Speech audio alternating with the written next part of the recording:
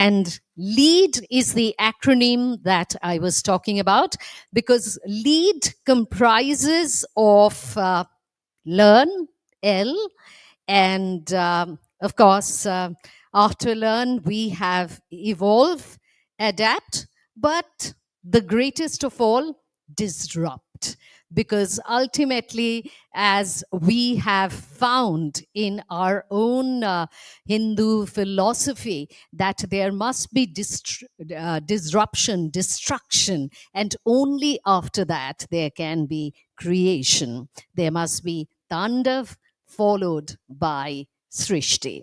So today we welcome all of you to this wonderful session. As I was just saying, and as I'm sure all of you know, that these sessions, the conversations thereof, the interactions thereof would throw up many takeaways.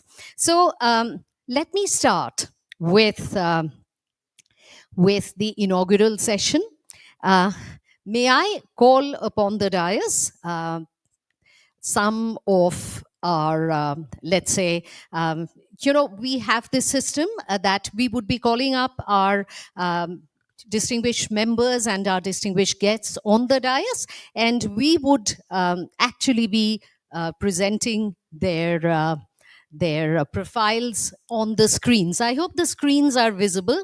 Right. So we have with us today Dr. Rajiv Singh.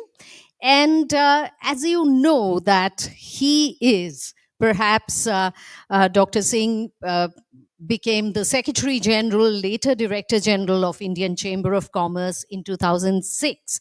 And his name is practically synonymous with ICC. And you can see the remarkable achievements of Dr. Singh, who has been our support, who has been our fulcrum through the years. May I request Dr. Singh to please come up on the dais.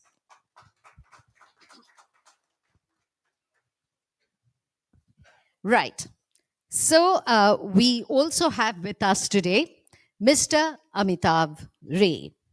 Mr. Amitav Ray, a global executive in the telecom, tech, and professional services industries. And he has had an illustrious career. As you can see, that he had been the managing director at Ericsson Global Services, head of IBM Global Delivery, and many other organizations have benefited from his presence. He's currently an advisor in Bain and Company. May I request Mr. Amitav Ray to please come up onto the dais.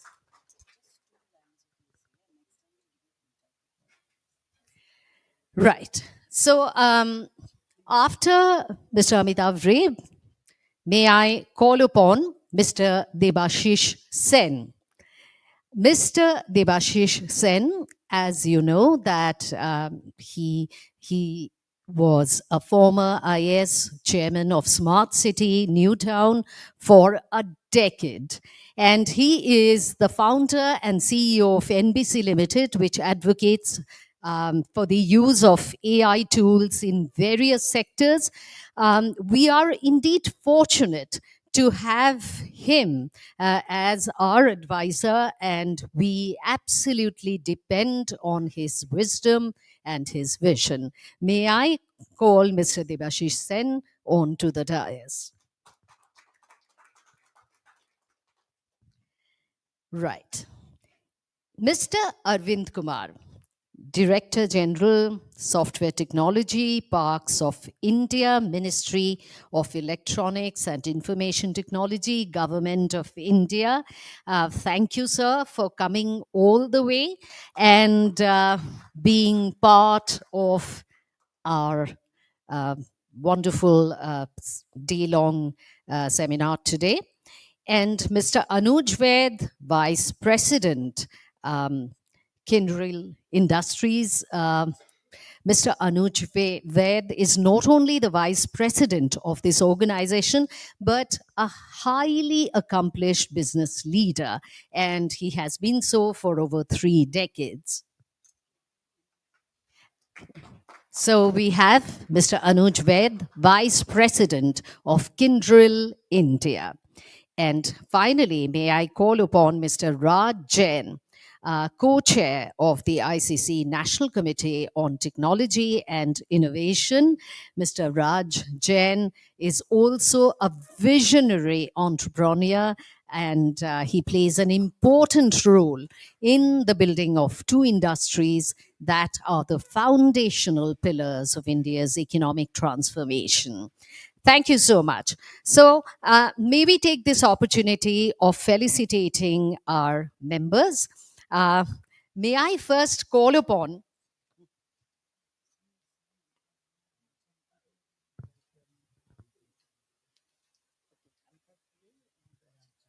May I call upon Mr. Amitav Ray to felicitate Mr. Arvind Kumar, our guest from New Delhi, and whose presence is surely going to be very important in this session because he would be carrying the takeaways from here to New Delhi straight uh, into the government's ears.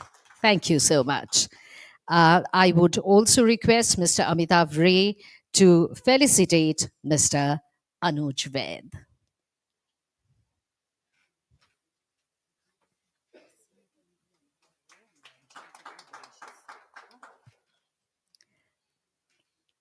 Right. So, may I request Dr. Singh to felicitate Mr. Amitav Ray?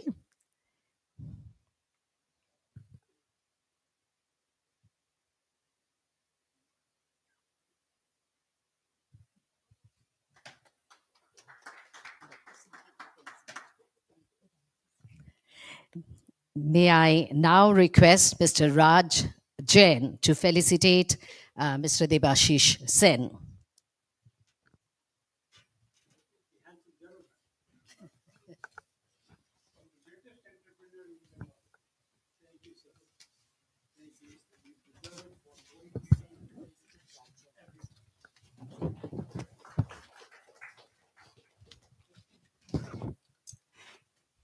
Dr. Singh, may I request you to felicitate Mr. Raj Jain?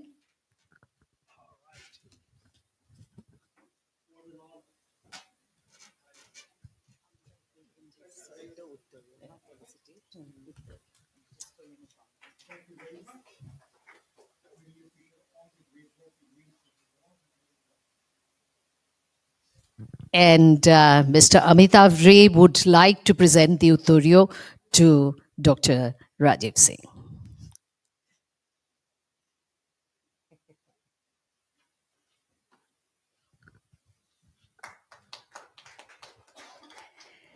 Right.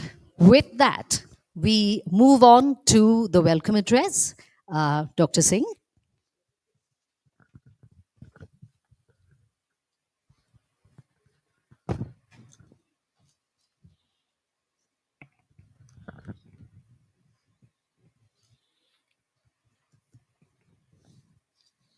Good morning. On behalf of ICC, it's my honor and pleasure to welcome our guests. Uh, we have some very, very eminent experts who, in their own right, have created huge successes in the tech space. May I warmly welcome Mr. Arvind Kumar, Director General of STPI, representing the Ministry of Electronics and IT, Government of India. Uh, I would also like to welcome Mr. Debashish Sen, who all of us know very well, and the new town which we see today, he is the man behind for making it look nice, sustainable, and I would say a growth engine, not only for Calcutta, but also for Bengal. I would also like to welcome Mr. Anuj Ved, Vice President, Kendrill India. who has traveled all the way from Bangalore to be with us, and he'll be sharing some very interesting insights with all of us. Uh, since we are not following the protocol, I got the Uttariyo and, in a way, felicitation, which as host we don't do. So let me also thank our chairs for making this event happen. But more than that, I think at the background, the ICC Committee on IT and Tech has very interesting and ambitious plans, which is a group of some of the prominent achievers in the tech space. If you go through their profiles, you will understand. Everybody has created success in their own way, and I think there is a significant contribution which the people on the stage and our chair and co-chair have made. So, uh, thank you for your leadership. And going ahead, I'm sure we'll be able to serve not only the industry, but I would say society at large. Now, technology, I'm no expert. We have the experts here, and we have the experts in the audience. Uh, but let's say from generic point of view, I would say technology will rule the world, which we all know. Now, there have been debates on uh, AI, there have been debates on the impact, loss of jobs, whether the human race will be, in a way, will become a slave of the technology. But I think these debates can go on, and Bengal has witnessed similar debates in past also, when the computers were being introduced, and there were huge apprehension whether computers will do good or bad, or they will take away the jobs. Of course, AI is different, but only last week we had a session with the renowned author Amish Tripathi, and he said something which I really liked. He said that AI is not going to rule the human beings. It's basically the human beings who will embrace AI will rule the human beings who will stay away from the AI. Similarly, I remember 6 months back somebody said that AI will not take away the jobs, but the people who will embrace AI, they will take away the jobs of people who have no idea about the AI. But that's AI, and of course, technology space is too big, too vast, and India with initiatives like Digital India has done wonders. Uh, if you look at the mission to Mars, I think that is a global benchmark in terms of not only the technical excellence, but also in terms of the cost at which the whole project was done. In the space, you find India making its very steady strides. Space has become a big sector for global companies to engage with India. We are aware of the kind of interest global companies have in their in Indian space sector. So, and this applies to most. And AI and data science, all these are getting extended to all sectors. If you look at the startups, because the theme today, the last D is disrupt. The way startups have disrupted the whole ecosystem and the traditional models of doing the businesses, I think this opens up a new chapter. And for India, with its software power, India is really very rightly positioned to take the lead and become let's say, the AI hub for the world. Now comes the issue of people who look for employment. I think there is need for skilling and for youngsters to have right kind of ecosystem in place so that they they get equipped with the AI and they become employable. But also for the companies and especially the SMEs, of course, uh, these things impact everybody. But the industry also is looking to understand how they will implement, from where to start, what is the costing, what is the right solution, and what is the replacement rate. Because MSMEs cannot continue to invest. So they have very different kind of needs and they need different kind of models which are, let's say, resources which are shared, accessible. So this is the whole space, and this is how our committee, our members have been trying to help the industry at large, of course, our membership. Also, parallelly, we are trying to look at how do we equip our workforce with right kind of skills. Also, for chamber committee to work with the government and policymakers like STPI in creating the enabling ecosystem. So these are all the themes. I'm sure the experts what we have today with us will be speaking more on this. We will also dive deep into some of the core segments, and I'm confident that the day is going to be very exciting and full of learnings. With this, I once again welcome all our guests, and please enjoy the deliberations and the insights from our experts. Thank you.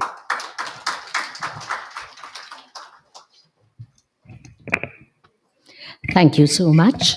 And now, may we call upon Mr. Amitav Ray to present the theme address.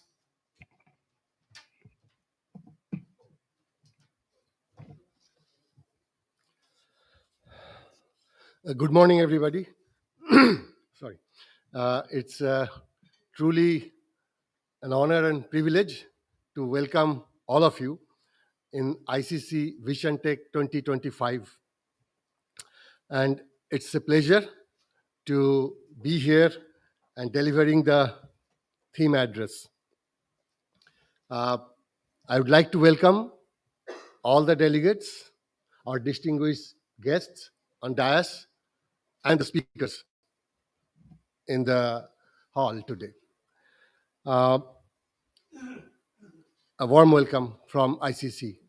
I think this year, being the centenary year of Indian Chamber of Commerce, it's also makes it real special to have such events, and this is happening all over the country.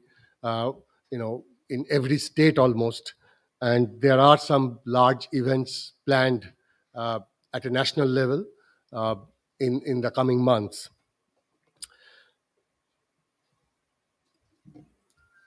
So today, when we see the agenda, it looks like it is something that promises uh, to be a day of reflection, dialogue, and also looking at possibilities. Uh, if we look at our present day, as Dr. Singh correctly mentioned, that we are living through an extraordinary moment, where this is not just another phase of digital transformation. This is a complete rewiring of how we live, how we think, how we work. And I'm sure every morning when you get up, you use some technology, to start your day with, right? We are looking at a very different technical landscape which we used to maybe few years back. So the way we govern, the way we grow, the way we live, work, everything has a technology as part of it. I would say that technology is no longer a support function. It is the heartbeat of our national strategy. Now, if you look at Government of India, their initiative, India is becoming a key architect in the digital world. And, it is kind of embracing the digital technology at its core in terms of governance. And India today is a uh, major country where you will see from government side this level of digital penetration. The winner in this era will be who will be embracing this technology and these changes faster, who will evolve continuously, adapt the changes, and then disrupt purposefully. Ladies and gentlemen, I think this is a great opportunity today for all tech professionals, startups in this area who can use this changing or ever changing landscape to their advantage. So, coming to the theme of today, you will hear a lot from our experts going forward. We have a separate session on startups, how they are disrupting.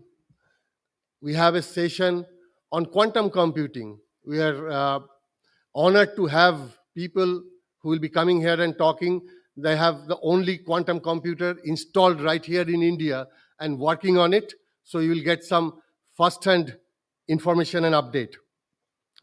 You will also hear people talking about the next big thing, which may not be next, which is already happening, that is cybersecurity.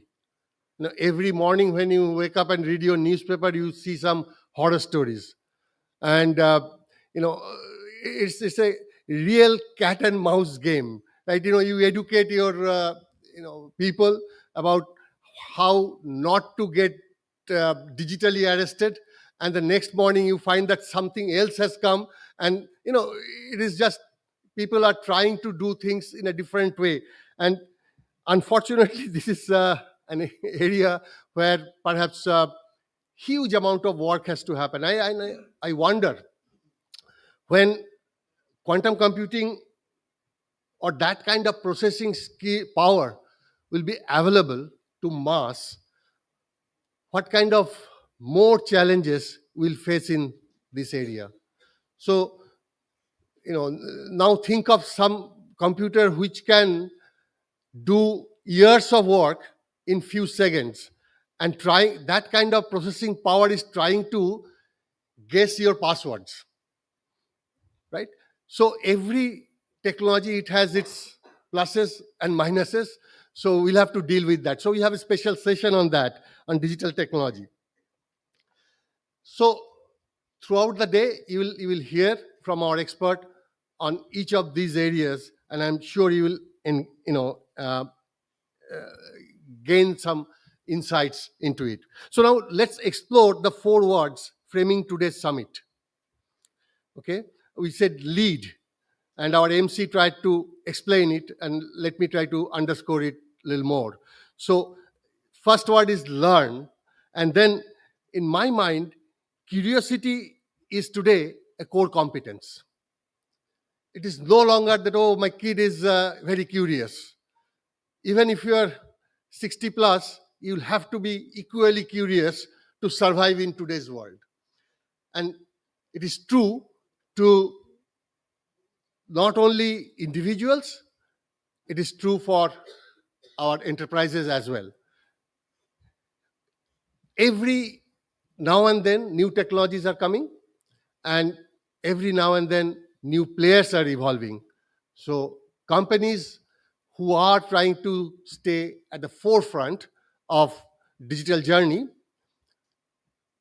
man their or position their leadership in a more firm way. They will have to institutionalize this lifelong learning. I think that's very important. So let's learn and then evolve. Evolve is, we are hearing it from the age of dinosaurs even today. So evolution is the only sustainable advantage in my mind.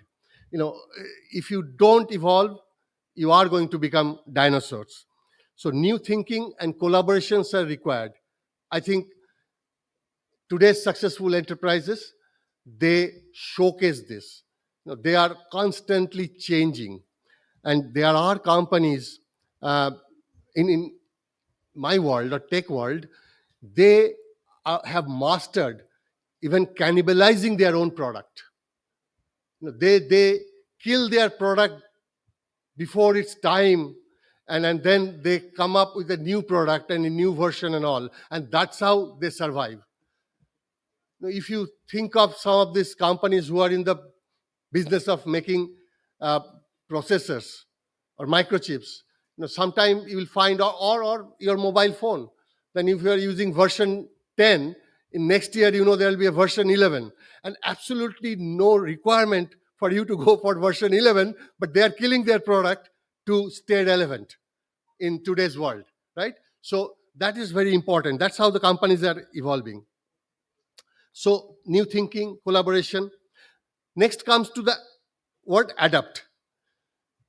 I think agility in today's world, it now matters more. Agility is more important than assets. In good old days, started our journey in corporate world, we used to say, okay, this company is asset rich. And I'm not talking about brick and mortar asset only. We are talking about digital assets or intellectual property, IP assets, and things like that. So I think in today's world, the agility matters more than the assets. Nobody will care about you if you are a company who had 500 patents or 400 patents and not doing anything to learn new things, adapt the new ways of working, and making new assets or new IPs. And last is disrupt. I think we should look at disruption as not a threat. In today's world, from your shareholder perspective, I think disruption is an expectation that you are going to disrupt the status quo. And that's how you will learn new things, you will gain market share, you come up with new product, so on and so forth. So that's how we came up with this, word called lead. You learn, you evolve, you disrupt, and adapt. So with that, I'll try to close my session, and I'm sure that you will all have a wonderful time throughout the day. Let me leave this thought with you before I finish. The future is not something that we enter into, it is something we shape. So, as entrepreneurs, as tech experts, as business professionals, it is on us that what future of our business or individual or our society or our country we'd like to see going forward. Last thing I would like to remind you that this seminar is not about just discussion. I think it's about action. It's about internalizing how do we prepare for the next. I wish everyone a very motivating day ahead. I'm sure you will learn, uh, you will get some great ideas from our esteemed panelists and speakers, and you will, at the end of the day, if nothing else, get some food for thought. And before I finish, I'd also like to thank all our sponsors whose active support made this event possible, and also ENY to help us being a knowledge partner here. Thank you very much, and I look forward to have more discussion throughout the day with you. Thank you.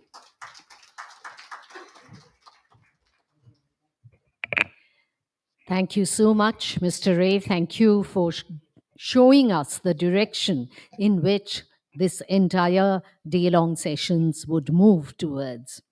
We have with us Mr. Debashish Sen. Apart from his many competencies, we know that he has a wonderfully strategic insight and deep understanding of the government industry collaboration in technology. So, we specially look forward to his insights on this matter in his address. Good morning, everybody. Mustafa Suleiman is the CEO of Microsoft's AI division. He has written a book. The book is called The Coming Wave. I suspect some of you may have read it. I have. It's a fantastic book that says how AI, robotics, and biotechnology is a kind of wave that is going to change everything. We all know this. But it further goes on to say that it is already there and here now. Now, if you want proof of that, it's only a book. You have to look at the recent war fronts. Think of the Israel Iraq war, where an unmanned missile killed the general of Iran in his bedroom. You have to have now artificial intelligence in the unmanned drones in warfare. Why is that? Because the enemy, whoever is flying the drone, the enemy, first thing, they'll cut off the communication link, they will jam the radio waves. So they immediately crash and cannot find their targets. So AI brain with face seeking software is now going and making wars. I think of Operation Sindoor also after the Pahalgam incident. I also think of the Ukraine Russian war. 400 kilometers into the Russian war front, a truckload of drones are carried on, covered by a tarpaulin, I imagine, and the driver runs away. And suddenly, like a swarm, all these drones with facial recognition go there and destroy 400 odd Russian fighter planes. This is where it is coming to. It is said that modern warfare will be based not on the infantrymen and other things, but how developed you are in AI and deploying them in actual warfare. Of course, you understand that robot soldiers, no human person can stand up to it. How is Ukraine standing up to mighty Russia all these years? There is another famous book that I am now reading, published just last year. It's called Genesis. It's written by three authors. Very interesting first one. Henry Kissinger. He died at the age of 100 years, year before last. Henry Kissinger of Nixon fame, of Vietnam fame, and of Indo-Bangladesh war fame, to our disadvantage, of course. But he has also deeply philosophized along with Craig Mundie and Eric Schmidt, who was the former CEO of Google. And in this book, I am halfway through it. One of the points that he is arguing is that military and political power, and I am quoting from this book, now depends on how well a nation develops and deploys AI. So, number one, for strategic, for defense, and for other purposes, if you want political power, if you want military power, AI is the only way. Mustafa Suleiman is saying the right thing. But AI is not just about war. How does it help in transforming our lives? I'll be brief because everybody knows about it. But still, if I say that according to a latest Niti Aayog report, 15 cities in India is contributing 30% of its GDP. And the state of affairs in the cities are very bad. I was curious, of course, what are these 15 cities? So I'll take 15 seconds to reel off that list just for information. It's a sidetrack. 15 cities who are contributing to the GDP, and here we must use the AIs the maximum. Mumbai, New Delhi, Bangalore, Chennai, Hyderabad, Kolkata, Ahmedabad, Pune, Surat, Coimbatore, Noida, Greater Noida, Kochi, Kochi, Gurugram, Vishakhapatnam, and Nagpur. It is in these cities the things are very bad. We know in one of these cities, even let us say Bengaluru, the average on an average, the study says a commuter spends 1.5 to 2 hours on the road, on the road for city. We can use AI tools to reroute and do the other thing. 40 to 50%, 35 to 40% of water is wasted. We can use AI tools with acoustic thing. It's actually there to remove this, and lots of other things can be done. When I was in Newtown, I have built up AI infrastructure. There is a command and control center, and we have done a lot of things. But I will not reel off things. I will rather say only one thing, that we used a lot of AI knowing startups in solving a lot of urban problems. I think in all these 15 cities where we need to give our attention at first, we need to involve the startups. It is they who can turn around the India's economy. It is they who can apply solutions in life. But not only cities, what is the rural scenario? Rural scenario, the problem is of reaching out, of inclusivity. And while there are great solutions in the field of edutech, in the field of agritech, in the field of even applying for jobs, AI bots can write CVs, and employers are now looking at CVs through AI. So unless you write in a certain way, our TCS people won't even get the 100 top. But where the rural boys are there and girls are there, 50% of the 600 million people, they are basically jobless. They don't know how to apply. So my solution is this, and I would very strongly urge to every one of you to think. I think just like, although everything can be done online when we travel, regarding our flight, regarding our visa, regarding our hotel, still yesterday I was at a place where there were 400 travel agents in that room. There was some expo going on. We use travel agents. In the rural areas, I think what we need is an intermediary. I think what we need is an AI Sathi. I think the AI Sathi should be a reasonably intelligent person in the village who will know how to operate ChatGPT, Claude, Gemini, and even DeepSeek. Why not?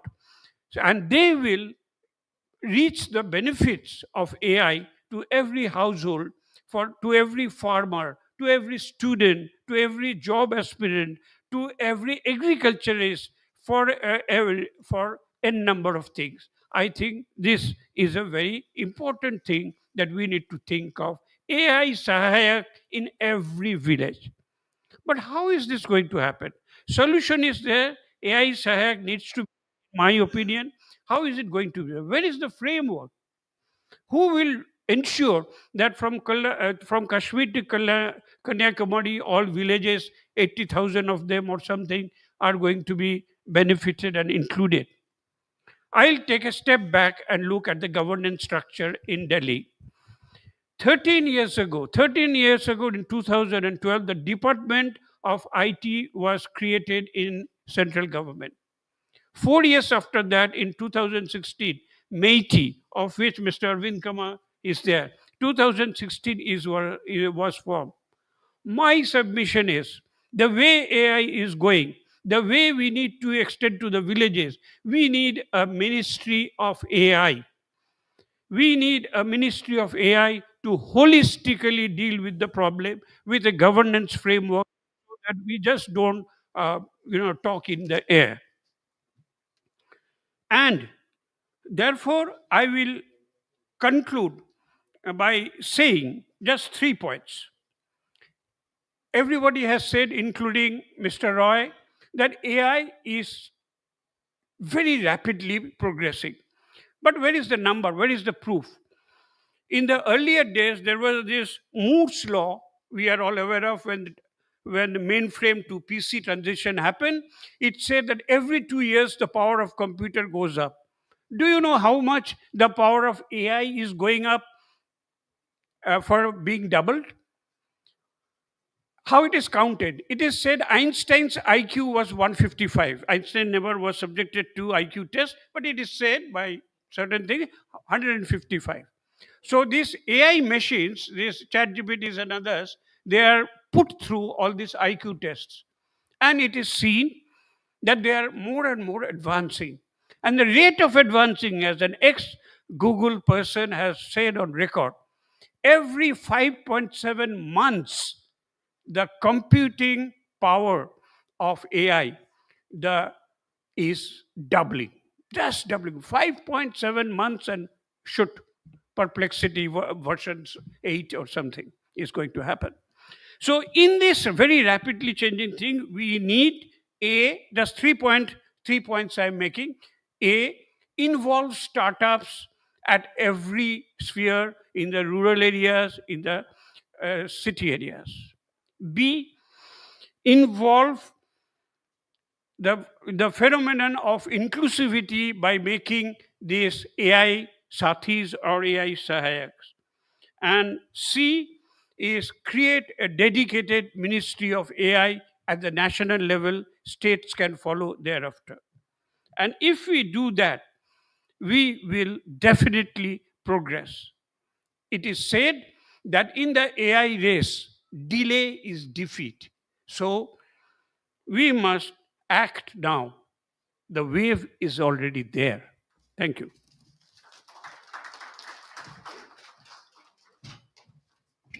Thank you, sir. That was very, very concrete, pragmatic, and distinct.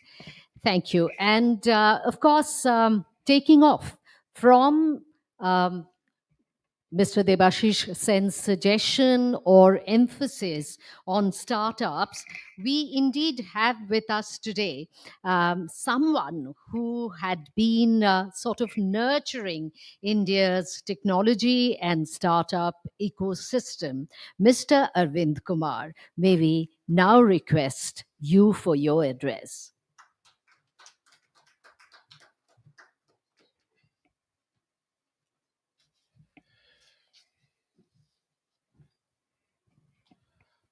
Good morning.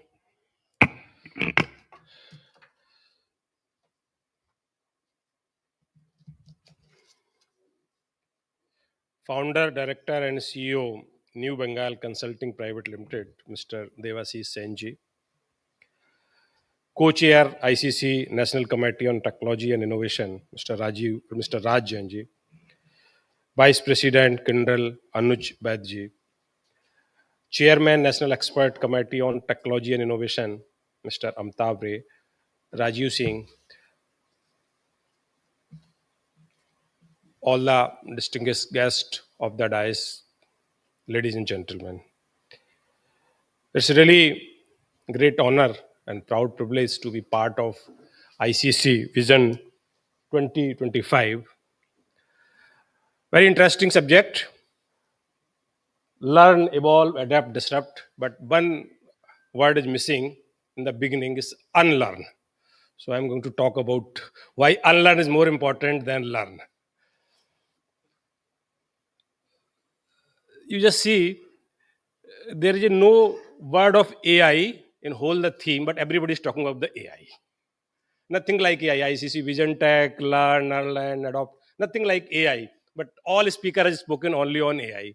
That means AI has become important. This is for sure.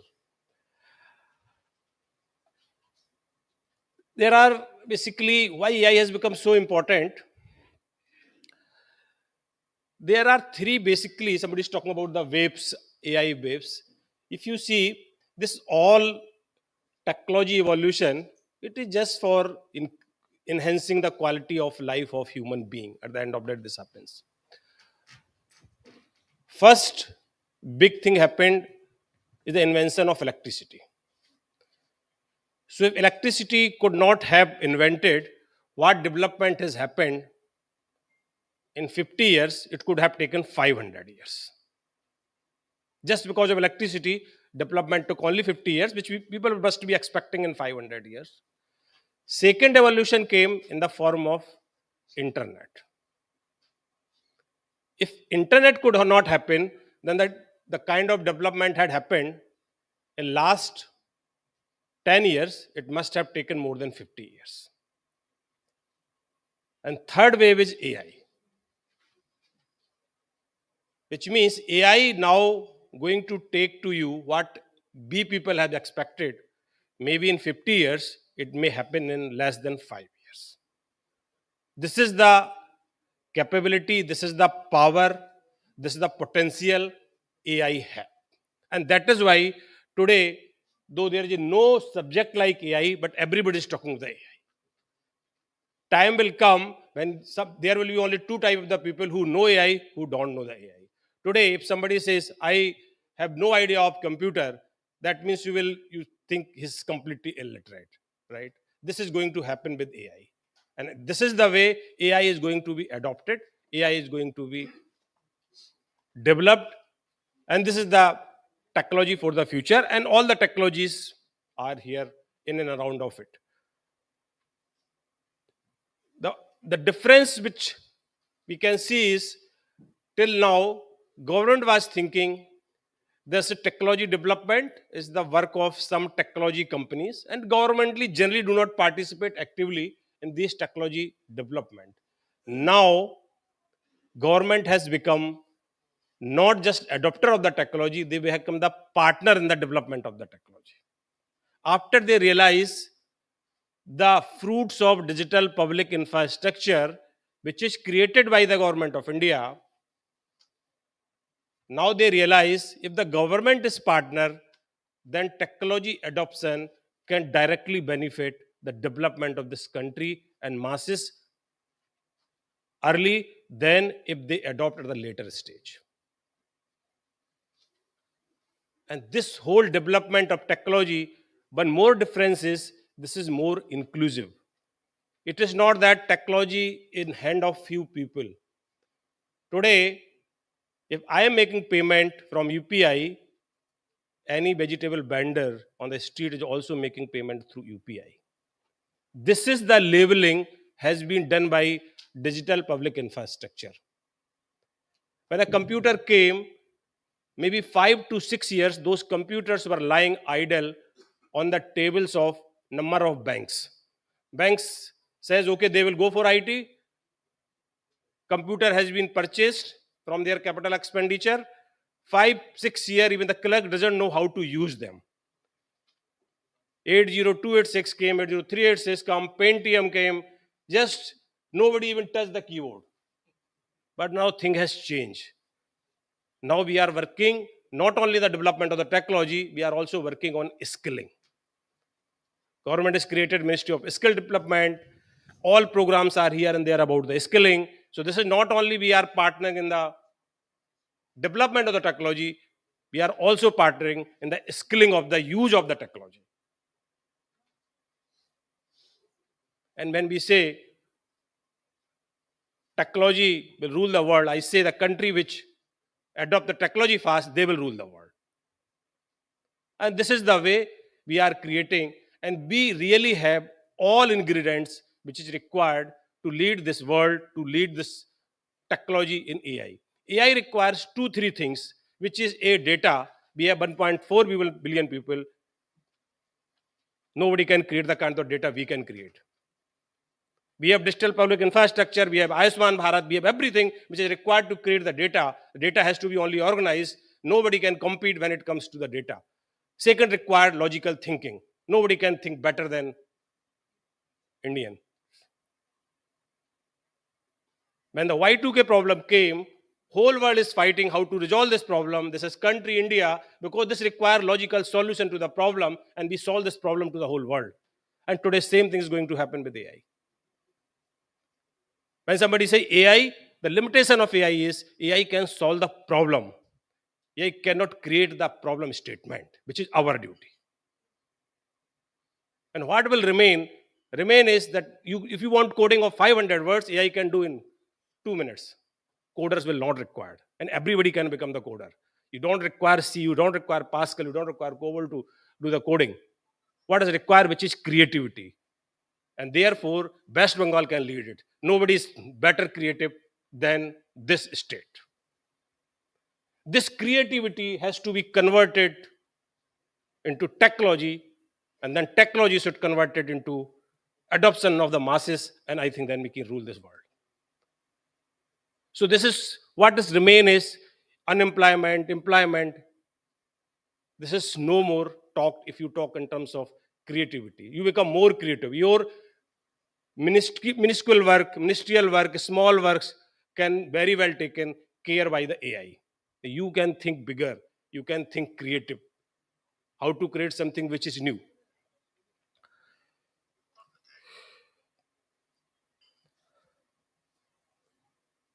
At Government of India, we have, as I said, we have AI mission. There are a number of verticals.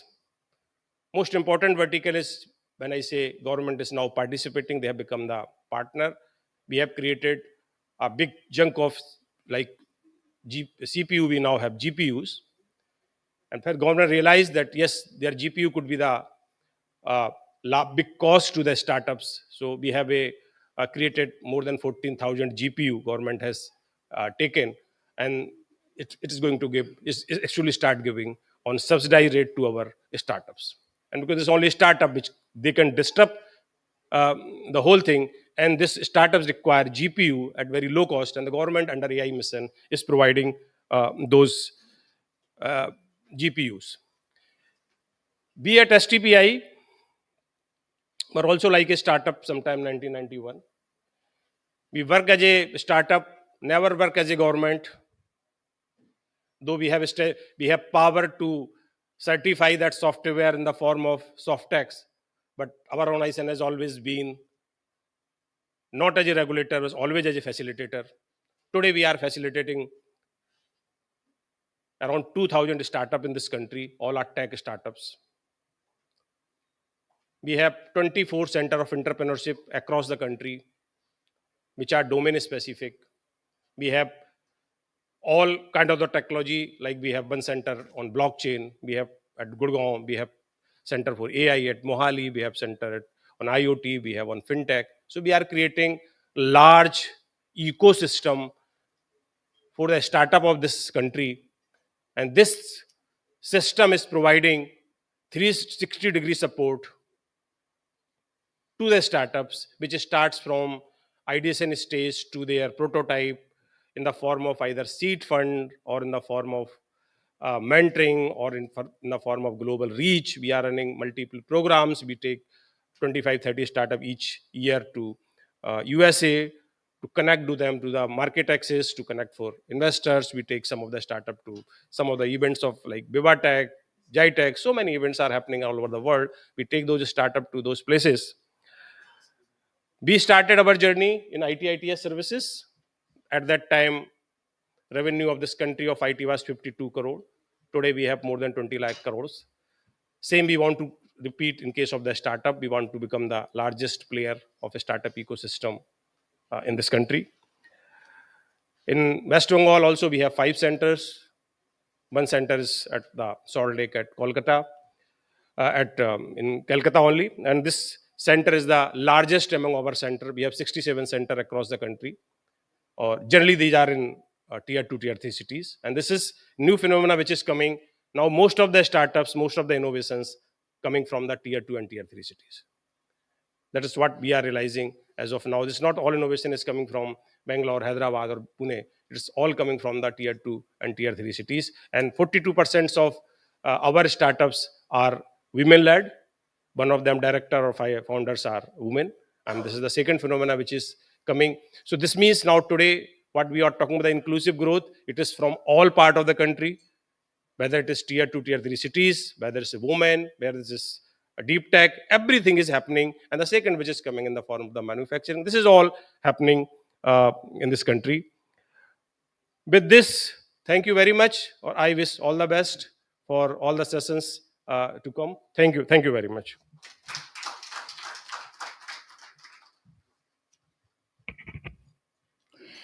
continuing this learning or unlearning process that is happening throughout this morning, may we now hear something which is truly going to stir us up.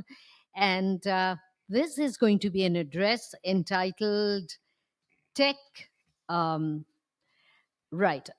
It's tech trends. Think big, brave new world. And we have Mr. Anuj Ved, who is going to talk about this brave new world which is evolving.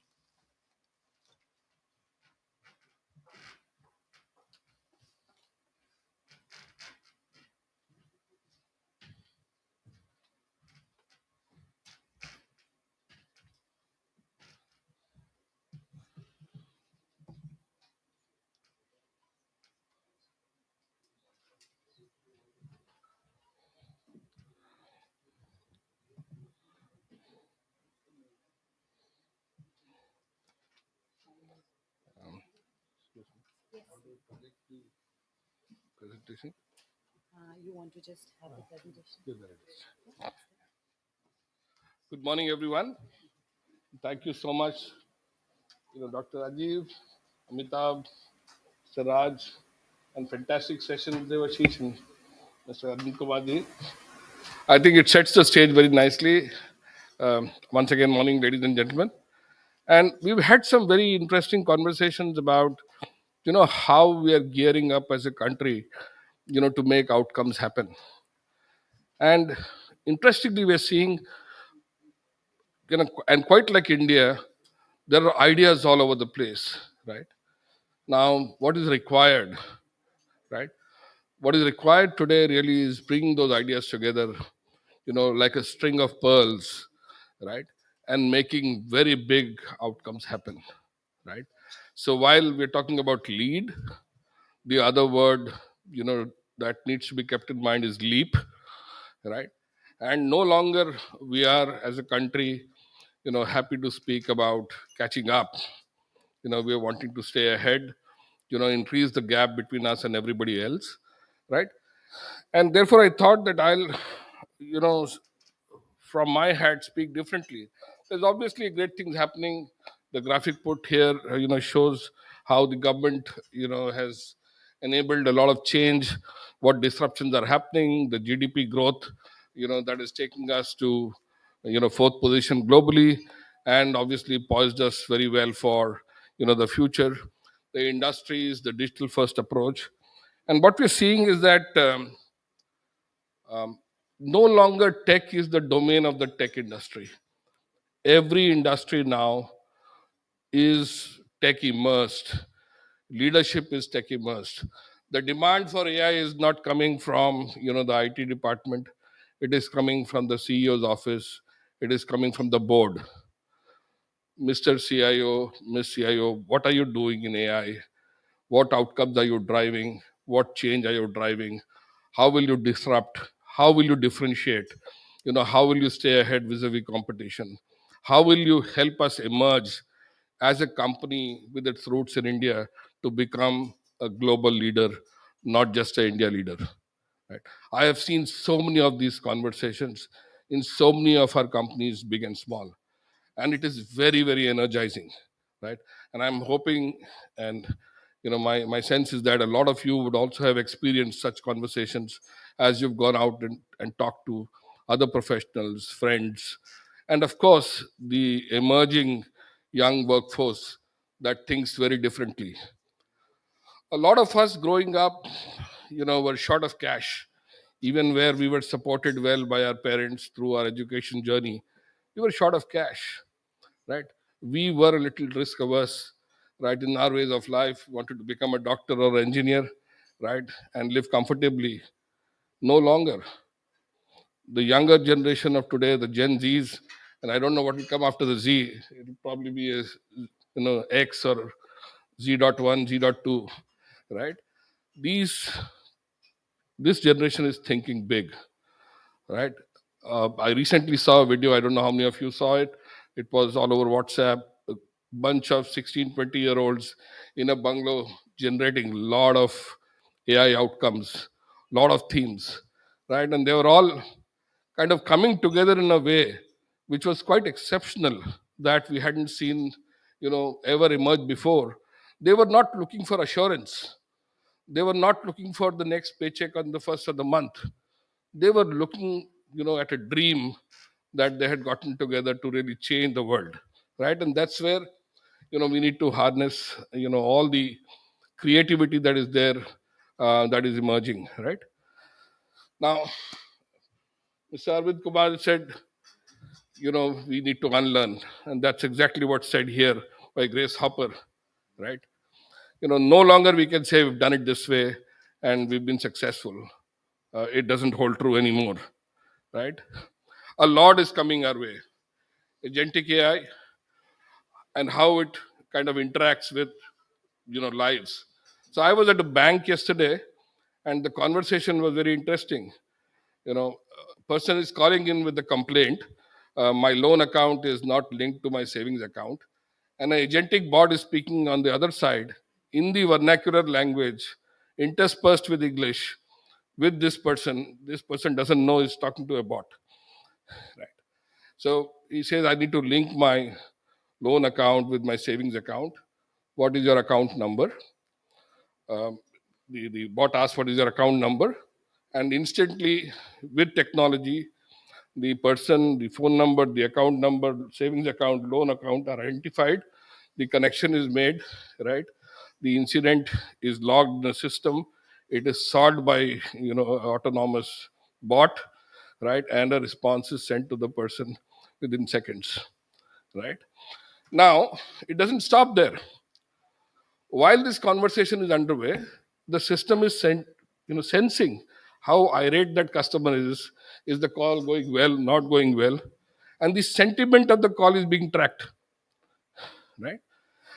If the sentiment is going negative,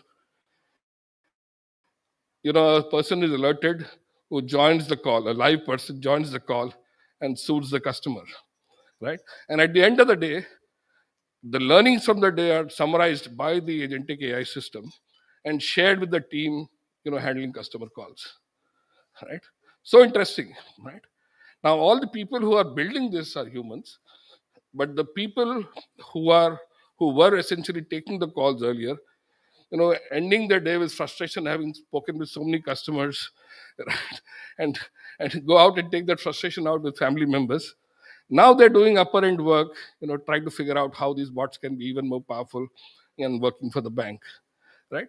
So agentic AI, good trend, a lot of us spoken about. I've given a live use case example that I experienced yesterday. Disinformation security. We've talked about security.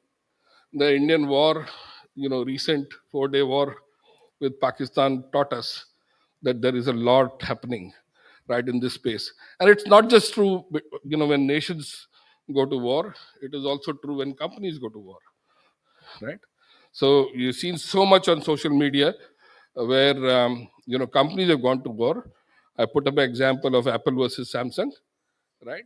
And we will see more and more of this, right? And we will, as companies, as individuals, have to work that extra hard to make sure that the right information, gets along, to public. Another interesting trend is crowd repatriation, right? We said public clouds. We are talking sovereign clouds now. We're talking data privacy, data security, all data in the country, because the value of data is becoming very, very, eminent. And we know that as a country, as a company, there is monetization of the data that can be done for real value of the organization. So data is a massive asset today, which wasn't the case some time back, right?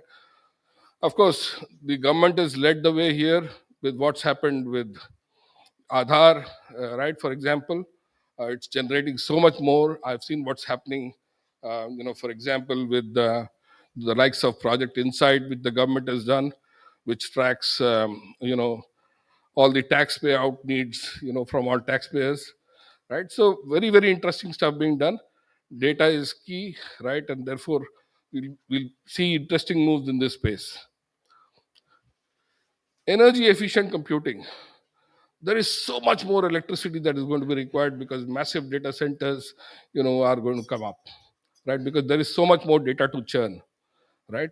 So what are we doing? Owing to agentic AI, owing to the need for electricity and data centers, a massive new third real estate is being built now, right? And India, I believe, should be at the forefront of building this, not just following, what others may be doing, right? Quantum computing. We are expecting that the attack, ferocity, right, is going to really grow significantly, right? And all passwords that, so to say, seem secure today could perhaps be very easily hacked, downstream. Of course, there are experts, and I see a session there. I'm hoping that I'll learn more, from that session as well. So very, very interesting stuff happening in this space, and we as companies, as a country, need to really pick pace here. IoT together with agentic AI, right? There are agents that are going to be everywhere.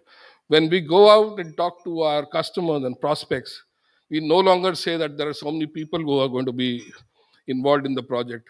We say there are so many people, there are so many agents. These agents will work 24 bar 7 or 8 hours a day, right? And that's how we'll price the proposal, because that's how the agents and humans coming together are creating value, right? So let me just leave with three examples of think big and think bold, lead bold, right? First is, as a company, we developed or we helped develop the unified lending interface for RBI Innovation Hub. What does it do? An agricultural loan used to take more than 45 days to process. You need to go out and check land records, you need to check the veracity of where you found problems. All of that, it would take 45 days, and obviously it would hamper efforts of farmers out there. Now it can be done in less than 14 minutes, right? And multiple public sector banks have taken on the platform, and and millions of loans have been processed already, using the platform. Absolute disruption in a space where all of us thought that doing this was almost impossible. Second example, learning has changed. No longer learning is about being stationed in one place, learning from a slate of professors, right? You learn in a hybrid mode, on campus, off campus, with people, network, through social, and content flows like anything today with all the technology available. So we've made a university of a university where the solution allows students, hundreds of thousands of them, to interact in very different ways, for content to move in very different ways, right? Likewise, we talked about leveraging technology and then bringing it to the masses. We found through our microloan customers that many women folk, especially in rural India, feel really threatened with cyber hacks as they transact through their phones. So we launched a massive campaign to coach, to create 1.5 million cyber rakshaks, who in turn worked with their communities to make sure that all these women folks who are transacting know safe and secure ways of interacting in their financial ecosystem, right? So all examples of thinking differently, thinking bold, right? And that's where I invite all of us to reimagine, right? Bring technology together like we do, right? And solve big problems, not just point problems through a piece of technology, but bring in many pieces together to solve big problems. Lead, as a country, be bold, run what we are running today, but transform on the run and keep running better than everybody else. Thank you so much.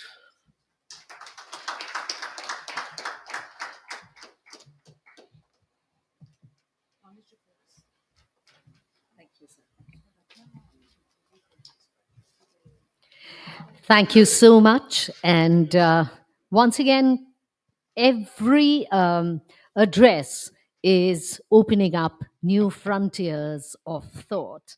Thank you once again.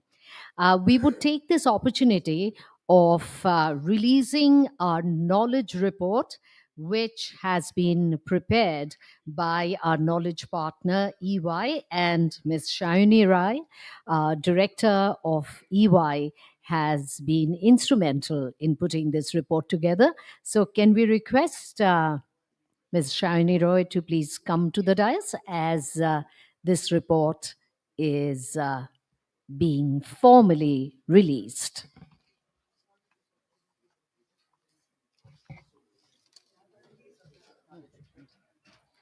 The formal release of the knowledge report. Shayoni Ray, Director of EY, our knowledge partner, who has indeed been very helpful in putting this report together.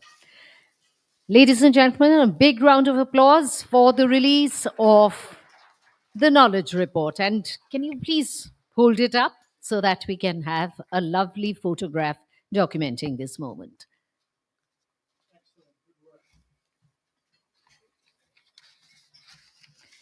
Thank you so much. And with that, we move on to the concluding remarks on the first session of this morning, Empowering India's Digital Journey. The speaker is Mr. Raj Jain. Sir.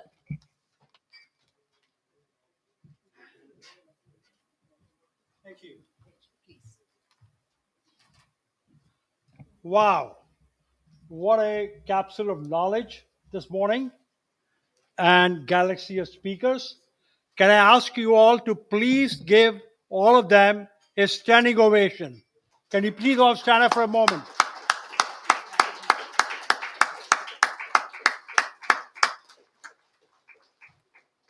Excellent. Mr. Arvind Kumar, thank you very much for being here. You mentioned about, in your talk, West Bengal taking a lead. And I am in total agreement with you. In fact, the other comment which Mr. Devashish said you made about the Ministry for AI and at the center, in my personal belief, the states can take a lead in having their own ministry as well for artificial intelligence. And we have the minister coming this afternoon, and it'll be a great time to put this up because there is so much of knowledge that is in this state of West Bengal and the eastern region of India that we should definitely take a lead forward. I remember my early years in 1990s when we pioneered information technology in this region of the country. When RS Software was set up here in Calcutta and Salt Lake Sector 5, and at NASCOM being on the board, we took a lot of initiative in traveling across the globe in convincing the rest of the world that India is a great partner to be for information technology. And Mr. Arvind Kumar, you mentioned about everyday transformation happening with UPI. Ladies and gentlemen, I want you to pay special attention for a moment.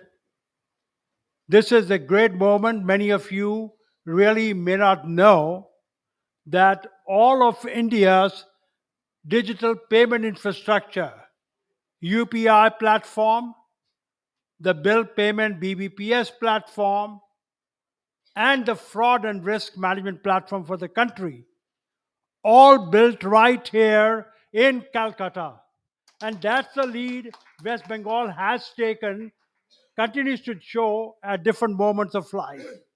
People like Nandan Nilekani have been a huge inspiration, done a great job, and given the opportunity to the most deserving areas of the country to build things, to come up with their innovation.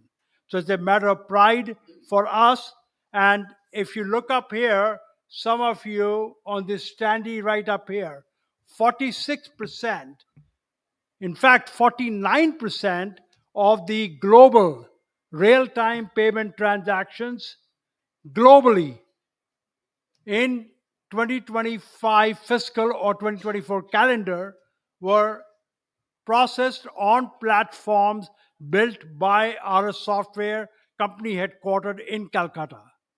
So we have a lot to look forward to as Bengal, as the eastern region, and a lot of way forward. Many of you, my young friends here in the audience, you've heard all the speakers out here, you've been listening to me as well, and I can tell you the buck stops at you. It's for you to take up the entrepreneurship, play the role here in any difficult environment. We won't have time in my 10 minutes talk to talk about what is happening in 1991 when RS Software was born. And I want to compliment Rajiv, Amitabh, for taking up the great initiative of organizing this event in the 100-year celebrations of the Indian Chamber of Commerce. And many of you may not know that, that some of the founders of the Indian Chamber of Commerce gave their life, contributed to India's freedom movement, set up the foundation. Calcutta was in the lead, set up the foundation for the business prosperity of the country. So this chamber, as they say, is the mother of all chambers. So you ought to be privileged to be here this morning and listen to this extremely well organized event, and you'll be seeing the panels here today later on. So when I look at fast forward to 2014, that's when Prime Minister Modi made a promise to the nation that he wants to see digital India. And you've heard from all the speakers the level of progress which has taken place in these 11 years for this to be a digital India.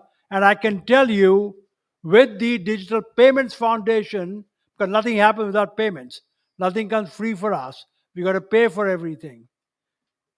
And digital payment leadership, India has already established globally in every country. BRICS event just concluded is talking about building a new payment system for the BRIC countries. Therefore, I believe this is a very opportune moment for this kind of an event, which is focused on empowering India's digital journey. Let me share with you that India today boasts of a thriving digital economy. Let me ask you, how many in the audience have heard of a company called NVIDIA? Everybody. Great. Oops, excuse me. And just this week, 3 days ago, NVIDIA market capitalization touched $4 trillion, more than India's GDP. One company. That's the power of the free market economy. That's the power of innovation. That is the power of leading humanity to the next stage of its evolution, which is what you've been hearing from the various speakers. Mr. Arvind Kumar, I would encourage you. We are privileged to have you here. You're in Delhi, not only lobbying for the AI ministry, but I really believe that the eastern region of India, West Bengal, needs to be heard more and more across the country as you travel, as you talk to the people. In fact, on a lighter note, back in 1991, when RS Software was inaugurated by the then Chief Minister, late Shri Jyoti Basu.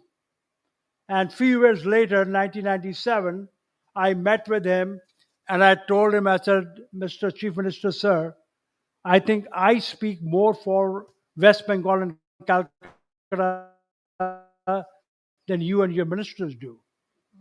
And I said, I'm privileged that I'm part of NASCOM, which allows me to do that. But we need ambassadors like you to speak for us. And I can tell you with confidence, Calcutta, Eastern Region, Bengal will not let you down. There is a lot of talent here, a lot of the good talent sitting in this audience. They're all here to learn. And this is what this chamber offers, is to bring people together. I am myself a beneficiary of an event of this Chamber of Commerce back in 1991 when Mr. Wagul, the known banking visionary for the country, he was the keynote speaker, and I met with him, and then happened the financial foundation for our software. So some data points for you to know, which I think will be inspirational for you. Digitally connected consumers in India now make up over 40% of the global internet transactions. 40%. In fact, the value of digital commerce through ONDC. How many of you are familiar with ONDC? There you go. They are projecting the volume of business on ONDC will go up to $340 billion by 2030, which is only less than 5 years from now. That's amazing, the success of the ONDC platform. But when you start thinking about the big hand for Indian Chamber of Commerce for strengthening, according to one estimate, India could gain up to $0.8 trillion to $1.2 trillion, Mr. Arvind Kumar, from the trade flows between now and 2030, taking manufacturing from 16% to 25% and making India the third largest economy. And all of this is going to be possible because the Digital Technology Foundation across the country is going to help with that. Global interest in India is already growing. From 21 to 2023, 984 GCCs have been set up. And in fact, just yesterday, the NASCOM and several industry leaders met with the minister who's going to be here this afternoon to motivate Bengal to have a positive policy attracting global community centers. And that is really where we see action happening for Bengal's prosperity and for the Chamber of Commerce to take a further work. We talk about quantum technology. There's a session which is focused on that this afternoon. In fact, we're going to have one of our speakers, Dr. Sumit Mishra, on that panel. And I can tell you there's a lot to be learned of what is happening with the quantum technology right today. It is not future. It is happening as we talk. India's digital transformation is a multifaceted journey involving infrastructure and regulatory reforms. And that's the other request we have for you, Mr. Arvind Kumar. And that is regulatory reform on the legal side for IP protection. And this is going to become an extremely important requirement for our country to benefit from in this age. In fact, the CEO of NVIDIA, when he was here about 8 months ago, he mentioned three things, and which we should all take note of, and you mentioned that in your talk as well. Number one, India has by now the highest amount of data as compared to any country, thanks to India stack, thanks to the India payment stack. All of us are using, Indians are voracious users of technology on the mobile phones, right? Data is there. Number two, we have the largest pool of talent that is today knowledgeable on AI. Number three, And that is what the work Mr. Arvind was talking about is being done in the country, is to create the infrastructure for encouraging AI to be available for processing. That means 10,000 GPUs coming into the country, etc. So infrastructure is getting created. So we are sitting at a very solid foundational base to be a leadership in what is called the intelligent economy that is now coming up. With the right strategy and investments, we believe that by 2025, end of this year, we will start to see India's visibility more and more in this entire space of quantum, of AI, shaping the new humanity bar much higher. And this is where this Chamber of Commerce, I believe, will continue to play a more and more important role as years come by. And thank you very much for your presence here. Thank you very much for the media will come in the afternoon, but we look at our sponsors. Nothing happens without the sponsors. And thanks to all of you. All right. Have a wonderful day. Thank you so much, sir, for this wonderful summation. And we would like to close this session by expressing our gratitude to everyone present here on the dais by presenting them with mementos. May I request once again Mr. Amitav Ray to take the lead by presenting a memento to Mr. Arvind Kumar, and also after that to Mr. Anuj Ved. Thank you so much, and a big round of applause for the participation of every member here on the dais and indicating the direction. Mr. Anuj Ved.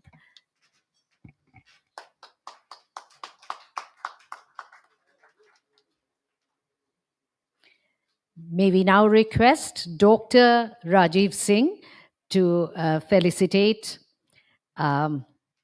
Amitav Ray. I'm sorry, to present the memento. Felicitation we have already done. And also to Mr. Debashish Sen.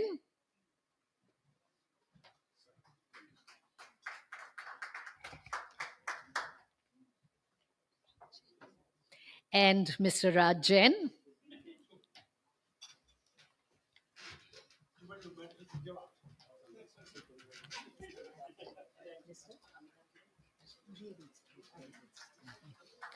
This time we are not breaking protocol, no more disrupting, so nothing for Dr. Singh.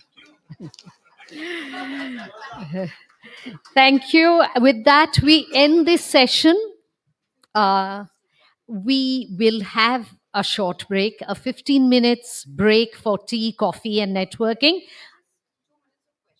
All right. Of course, we haven't taken any questions. Anyone? 2 minutes? Yes. A question from you, ma'am? Yes, please. We can hear you. Mm-hmm. Oh,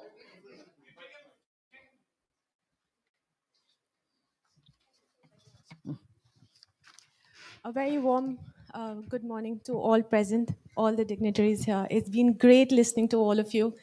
Introducing myself, I am Pooja Sutoda, a fourth generation tea planter from Assam. We have a tea estate also celebrating 100 years. okay. It was started in 1924. So, as much as tea is in my DNA, so is the nationalism and everything about our planet. So, I founded two startups. One is Earth Tea, taking the legacy forward, enabled by AI and blockchain, where we are aggregating. My other very heartfelt project is on deep tech, which is AI, intersecting AI, blockchain, and quantum. But, sir, as we all know, we can think deeply, and I've so done since graduation. Now I wish to take it up in the field of a device and interface, which is extremely important when I look at the national importance as well as for our world. I would just like to put forward a request in keeping with how may we take it up with the PMO, because everything happens in a way which has to be protected, and we need to have the best team to build it up. But I believe in the entire team present here to take it up as a national mission, and I would so request for the same, because this is a heartfelt project for the nation and we know we can actually pioneer it in the world.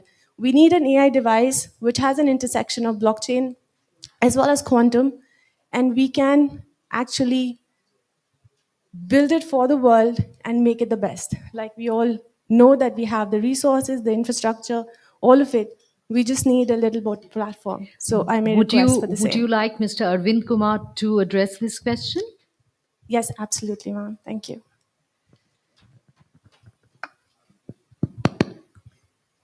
Thank you. So, you develop a deep tech product, as I understand, right? So the prototype is yet to be made, Prototype. but I've done the documentations. So you want to case this to Prime Minister? Yes, Second, right? absolutely. So there are 2-3 things here. One is that sometimes any GD, MyGov, they have lot of contest. You can participate in those contests, and once you are selected, Prime Minister used to meet 5 to 10 startup in any of the exhibition where he used to go. This is one way. Second is, if you want to connect with the STPI, so we also participate in most of the events of this country, whether it's Bangalore Tech Summit, you imagine where Prime Minister used to go. If you are part of the STPI stall, we will ensure that when the Prime Minister comes, he meets you. That's what. So it's wonderful to know all of this. That's the best I can do for you. But sir, it's more than this, because sharing it, I mean, because I've had this experience with Google initially when the only company I'd applied to, and the 3 information was given, which was to do with the GPS inclusions and the knowledge graph that we know when we see the answers. So somewhere in the line, we do miss out on the things that we wish to build. So it is something it needs to be taken up in a very discreet way, and that's the reason I wanted to So present it. you either you show your product or your concept idea to some of the officer of STPI. We will say we'll plan something for you definitely. How to Right. go take Thank to the you. higher authorities. All right. Thank you so much, It sir. is quite Thank you very possible. much. It's quite Thank you. possible. Thank you so much. With that, we'll have to end this session as we are running a little late. So, a tea, coffee, networking break for only 15 minutes. We are going to recommence for our first panel, which is highly interesting and meant for every one of us. Cyber fortresses defending a digitally connected world. So, in 15 minutes, please.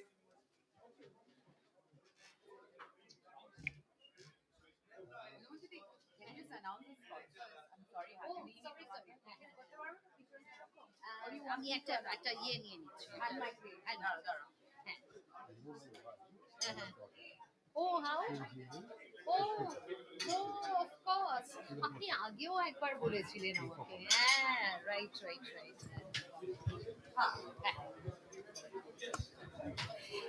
And I would take this opportunity of thanking our co-partners, IEMA, Kyndryl, our associate partners, STPI, RS Software, our corporate contributor, Cloud, SEK, Outreach Partners, IEM, and India IT 360.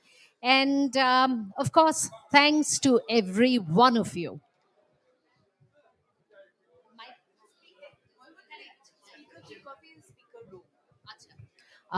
May we request the speakers to kindly move to the speakers room where tea and coffee is specially served for you.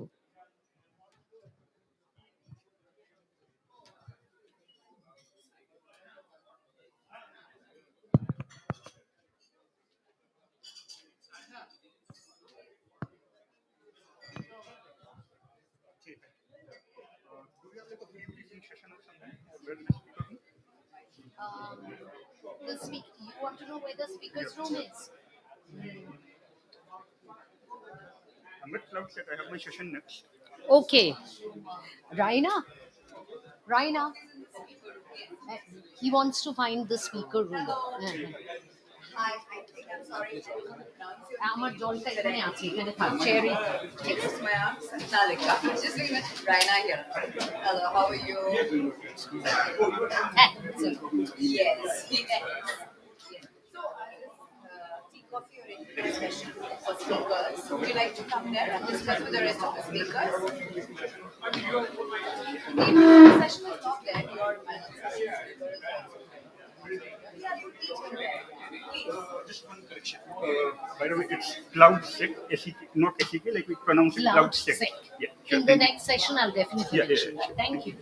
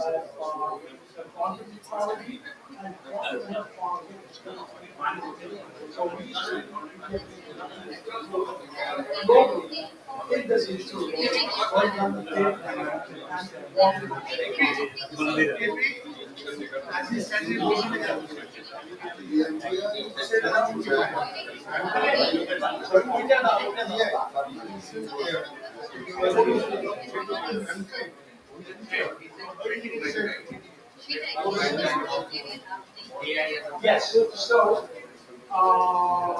my name is Rob J. I'm foster mascot, CEO of our software, and artificial intelligence. We is really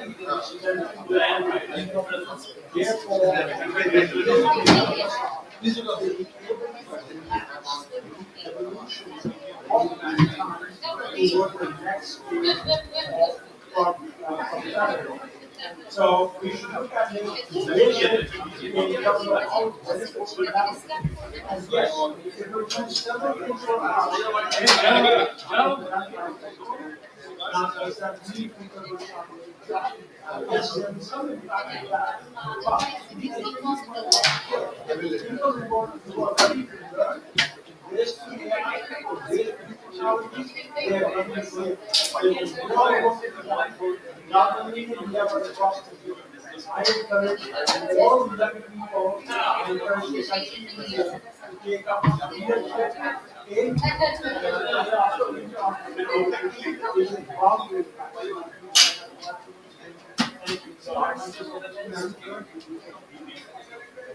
Where are you guys from?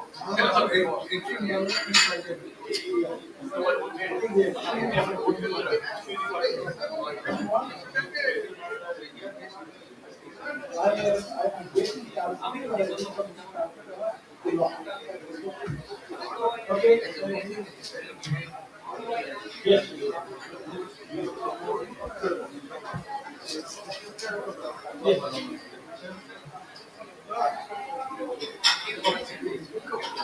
Okay.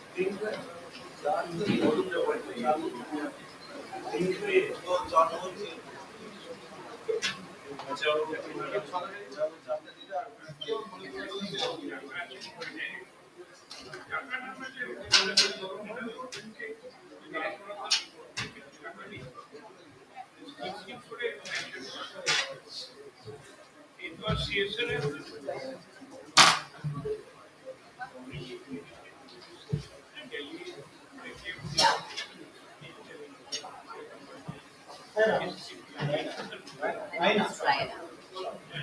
Okay. Well, how do you like to?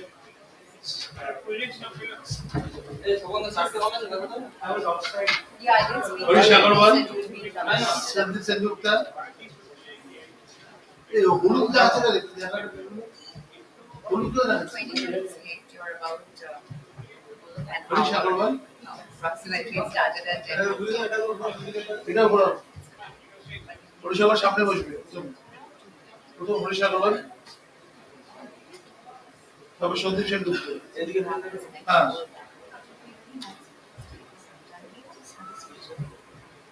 তারপর Sandeep Sengupta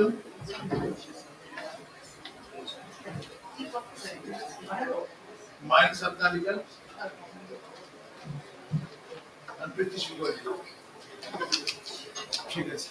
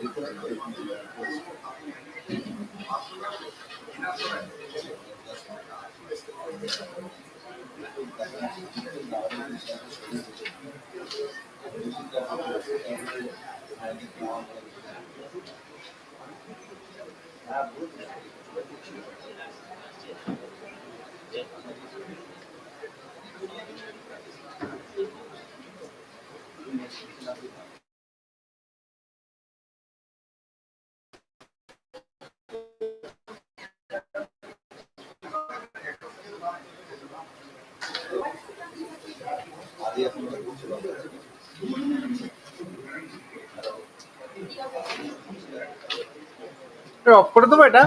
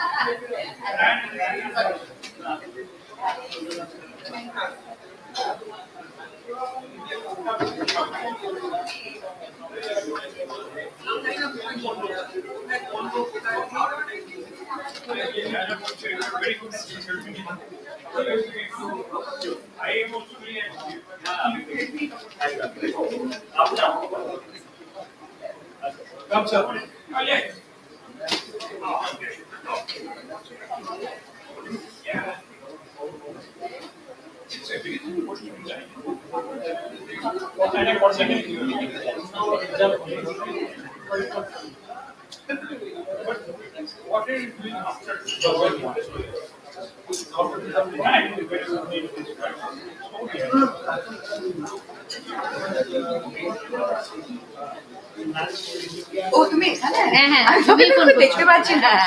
Let's start the session, হ্যাঁ? আচ্ছা আমি আচ্ছা শোনো, সেশনের শুরুতে একবার আবার এটা বলে দিও।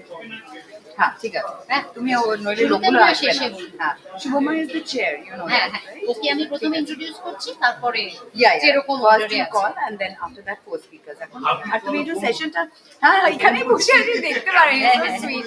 Cyber না আমার fortresses, তো বিশাল হাইট, সেজন্য এগুলোতে আমি খুব সুন্দরভাবে good things coming. হ্যাঁ, হ্যাঁ, হ্যাঁ, এটা আমরা বলি আমরা সাইবার ফোর্ট্রেসেস বলে না। ঠিক আছে, fine. এই particular session A শুভমা will give listening to everyone and I will give to show up moment. তুমি শুভময়কে দেবে। হ্যাঁ লাস্ট এখানে কোনো এখন উত্তরীয় তো নেই। না, উত্তরীয় নেই, একদম শেষে আমরা মেমেন্টো করছি।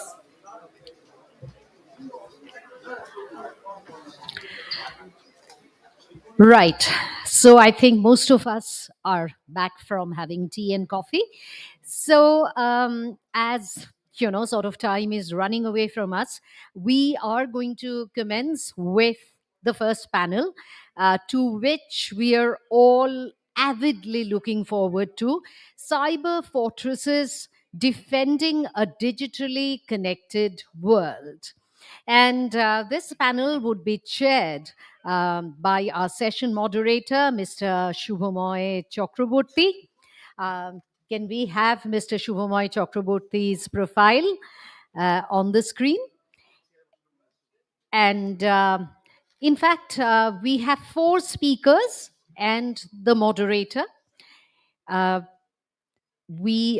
Mr. Shubhamoy Chakraborty, as most of us know, is the Chief Technology Officer at ABP Private Limited. He is responsible for the IT strategy and digital transformation. As you can see, that his work experience is replete with consulting experiences with multiple Fortune 100 companies. He is also a part of the executive committee of IEEE Kolkata, and he's the vice chair of IEE Thames India. And now we move on to the esteemed panelists. We have with us today Mr. Harish Agarwal, who is the CEO of EY India. And EY India Consulting is also, as you know, our knowledge partner. And he serves as the managing partner for Kolkata and East India. You can see Mr. Harish Agarwal has more than, let's say, all 2.5 decades experience in this matter, and is truly rich in his work experience and his skills in technology. We have Mr. Shundeep Sengupta, one of the most, let's say, popular figures in this domain. Mr. Shundeep Sengupta is the director of Indian School of Anti-Hacking, and he, in fact, perhaps it is he who had introduced the concept of the ethical hacker. And Mr. Shundeep Sengupta is also a wonderful speaker, and we are absolutely looking forward to hearing him. Our other esteemed panelist is Mr. Mayank Satnalika. He is the co founder and one of the early team members of CloudSec. CloudSec is also one of our partners. He has over 6 years of experience at the intersection of cybersecurity and AI. So his speech is surely going to be very, very interesting and informative. And finally, we have as our esteemed panelist Dr. Prithish Mukherjee. He's an engineer by training, a programmer by passion, and a teacher by profession, and of course, a very well known author. Dr. Prithish Mukherjee, as it goes without saying that we are all avidly waiting for your address. So, may I now request the moderator of this session to lead his speakers onto the dais.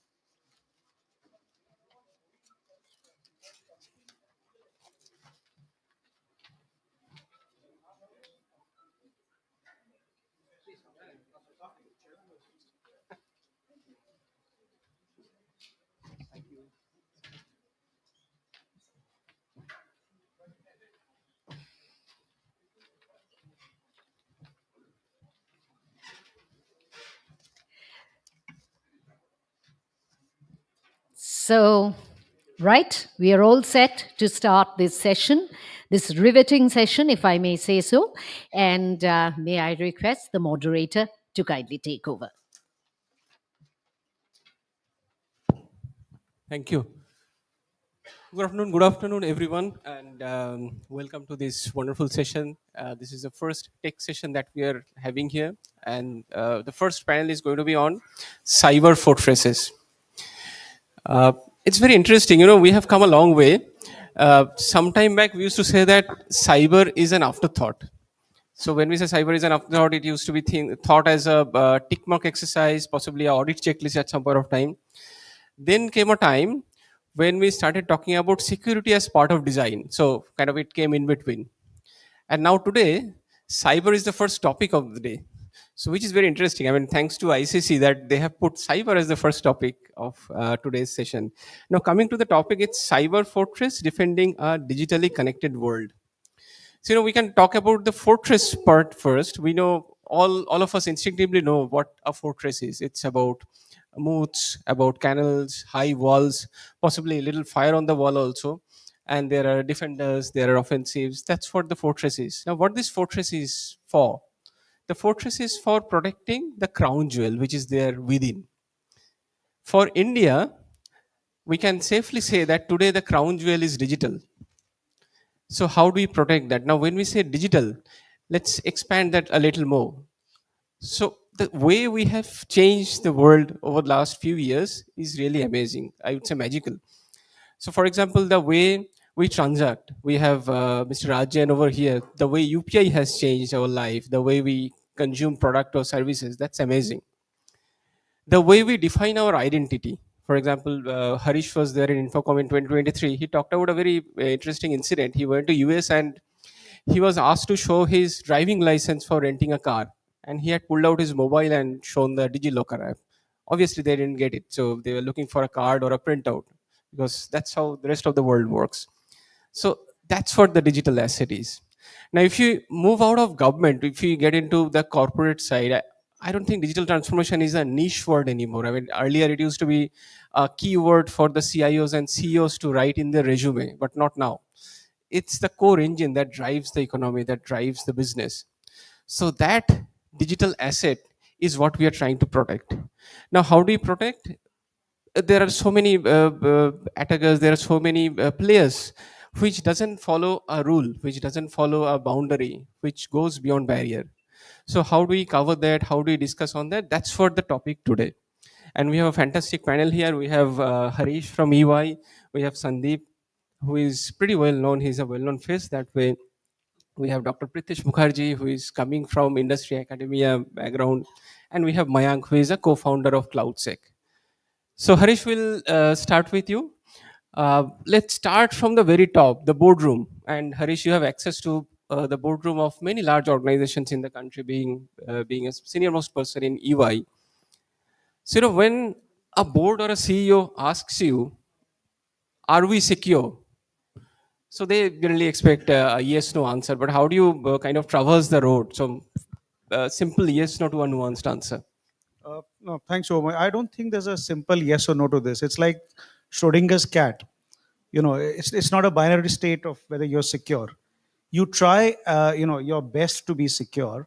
And I think the simile that I would give is like a, physical health of an individual. You eat well, you diet, you exercise, you do annual checkups, you take the right supplements, you take insurance, and I would say there's a similar thing for, you know, for how secure we are from a cyber security angle, and it also depends on the level of maturity of the organization. The more digital an organization is, the more I think they would have to put in more controls. If you look at many Calcutta based organizations that I deal with, they are still not very digitally advanced. Many of them have ERPs. Some of them have started putting in digital apps, etc., customer facing, but they're still not very advanced. But if you look at, more advanced organizations like banks, telecom operators, increasingly, this fintechs, etc., their all of their asset base is digital. Their client database, everything is digital, and they need to be far more secure. And when we started our career talking about security, a while ago, you would always say that you would put in electronic controls and then you would compensate with physical controls. Because you had to make sure that people didn't get access to, for example, a server, so you put a security guard outside. But now when the data is all sitting in the cloud somewhere, the the ability to protect or counter controls with physical controls is gone. It has to be all now digital control. And I think, like I said earlier, it's not binary. You have to have, you have to stay ahead of the perpetrator at every point of time. And then a couple of other things I would say, during COVID, I remember, uh, after the first round of lockdown, when companies opened up, they still kept hiring people, etc. So one of our client, or many of our clients and EY, when we hired employees, we couldn't ship them physical laptops. And obviously in organizations like ours, the laptops are hardened. So we allowed the employees to use their laptops with a virtualized environment. In one of our clients, they had an incident where the employee, while the employee was logging in through a virtual environment of the client, the laptop was not hardened. And the employee had saved certain passwords in the browser. A perpetrator got through that browser into the client's very, very secure environment. So it was, even if they had taken care of everything internal, it could still, the perpetrator could still come in. And the other thing that I would say is, I'm not one of those, wolf crier, like, ki AI has come, AI has come, wolf has come, wolf has come. But at the same time, AI is going to be both, I would say, it's a scare for us. We have to be ready for AI because AI can be misused, to do more and more financial crimes. But at the same time, we can also use AI to protect ourselves faster. So it's really how we use. But as we talk through this, I think AI. We are going to talk more and more about AI and how AI is going to keep us secure. Thank you. Thank you. I think that kind of sets the context. I will just give a small anecdote. One of my friend who was a CISO, like 6-7 years back in a listed company, he was pulled in by the board and asked that question: "Are we secure?" So he came back very puzzled. He said, if I say, no, we are not, because you can't say that I am 100% secure, I will lose my job. And if I say, yes, I am secure, anyway, some incident may happen in next week or next month, again, I will lose my job. So he was pretty puzzled. So that's a dilemma. Now, Sandeep, coming to you. So what are the ground level reality now? What kind of attacks are coming in? What are the novel ways that business should be aware about? And is there any pattern that you see in terms of sectors, in terms of ways of attack, which is happening recently? Yeah, very good afternoon to all of you. See, everybody is talking about AI, but 80% of the companies are just playing with AI, not going deep into the AI. We are just learning prompt engineering. But just to ask you people, how many of you heard about Chat GPT? Almost all of you, right? How many of you heard about Fraud GPT? Anybody? Fraud GPT? How many of you heard about Worm GPT? This fraud GPT is created, is used by the criminals to do any type of phishing and fraud attacks. Worm GPT is created, is used by the criminals to create exploits and malware. And these GPTs don't have any ethics. Now, the AI in the coming world, coming time, AI will fight AI. Who will be accountable? The humans or the AI? So this part we have to be little bit advanced. Most of the, when you ask me what is the problem is ignorance. Most of us know AI is coming. What we have to do, 80% of the companies don't have much idea. And what is the threat? Let's take an example of deep fake. I have seen companies where deepfake has been created, and there are a lot of free sites from where you create a deepfake of the CFO or the CEO of the company, and just come up with statements like this company has suffered loss, or in our factory a lot of people have died, and immediately the share goes down. In one of the panel, somebody on one speaker said that it is not just the nations who are going into war, the companies are also going into war. That's a very nice statement to say, because when these companies are using AI to fight against each other, we are not even, we whatever we were seeing that AI is a threat is only tip of the iceberg. So I believe on one side we have the AI. We need to, because if we talk about only problems, then people don't go back with some solutions. They want solutions, right? So I believe every company should start implementing good frameworks. For AI, it is ISO 42001. On other side, government is coming up with strict compliance like DPDP. How many companies are DPDP ready? Very few. Small companies are having a lot of problem, and once this comes, your entire software product has to be remodeled to make it compliant to this data protection and privacy. So ISO 27701 is something which is very critical that people need to look into it. So I believe if you are not clear about what has to be done, look into the established frameworks which are adopted globally, and then try to adapt it. And on the other side, you must have a red team in your red teaming in your company. What is red teaming? A group of people, maybe 2 3, or maybe a team of people who are trying to hack into the company and think how this company can be compromised. So if you have the red team and the blue team, then only the company will come up with ideas that what can be the risk to the company, and the blue team will try to solve it. So before the hackers try to get into it, have your own hackers to try to get into your company and know proactively that what can be possible. I can talk for hours and hours about the individual problems and risks, but due to limitation of time, I think these are the ones which companies need to adopt. The mantra is hack it before the hackers hack it. Yes. In fact, there was a story, I think last week itself, or early last week. One of the senior most US government official, Marco Rubio, he was also impersonated, and he was supposedly calling few senior ministers and others, which didn't happen really. So the deepfake is so deep now. Now coming to Dr. Mukherjee. So Dr. Mukherjee, you are part of one of the well-known universities.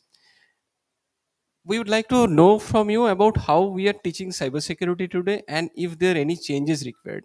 So, for example, should we have a strict subject specifically on cyber, or should it be part of every, say, MBA program? Thank you.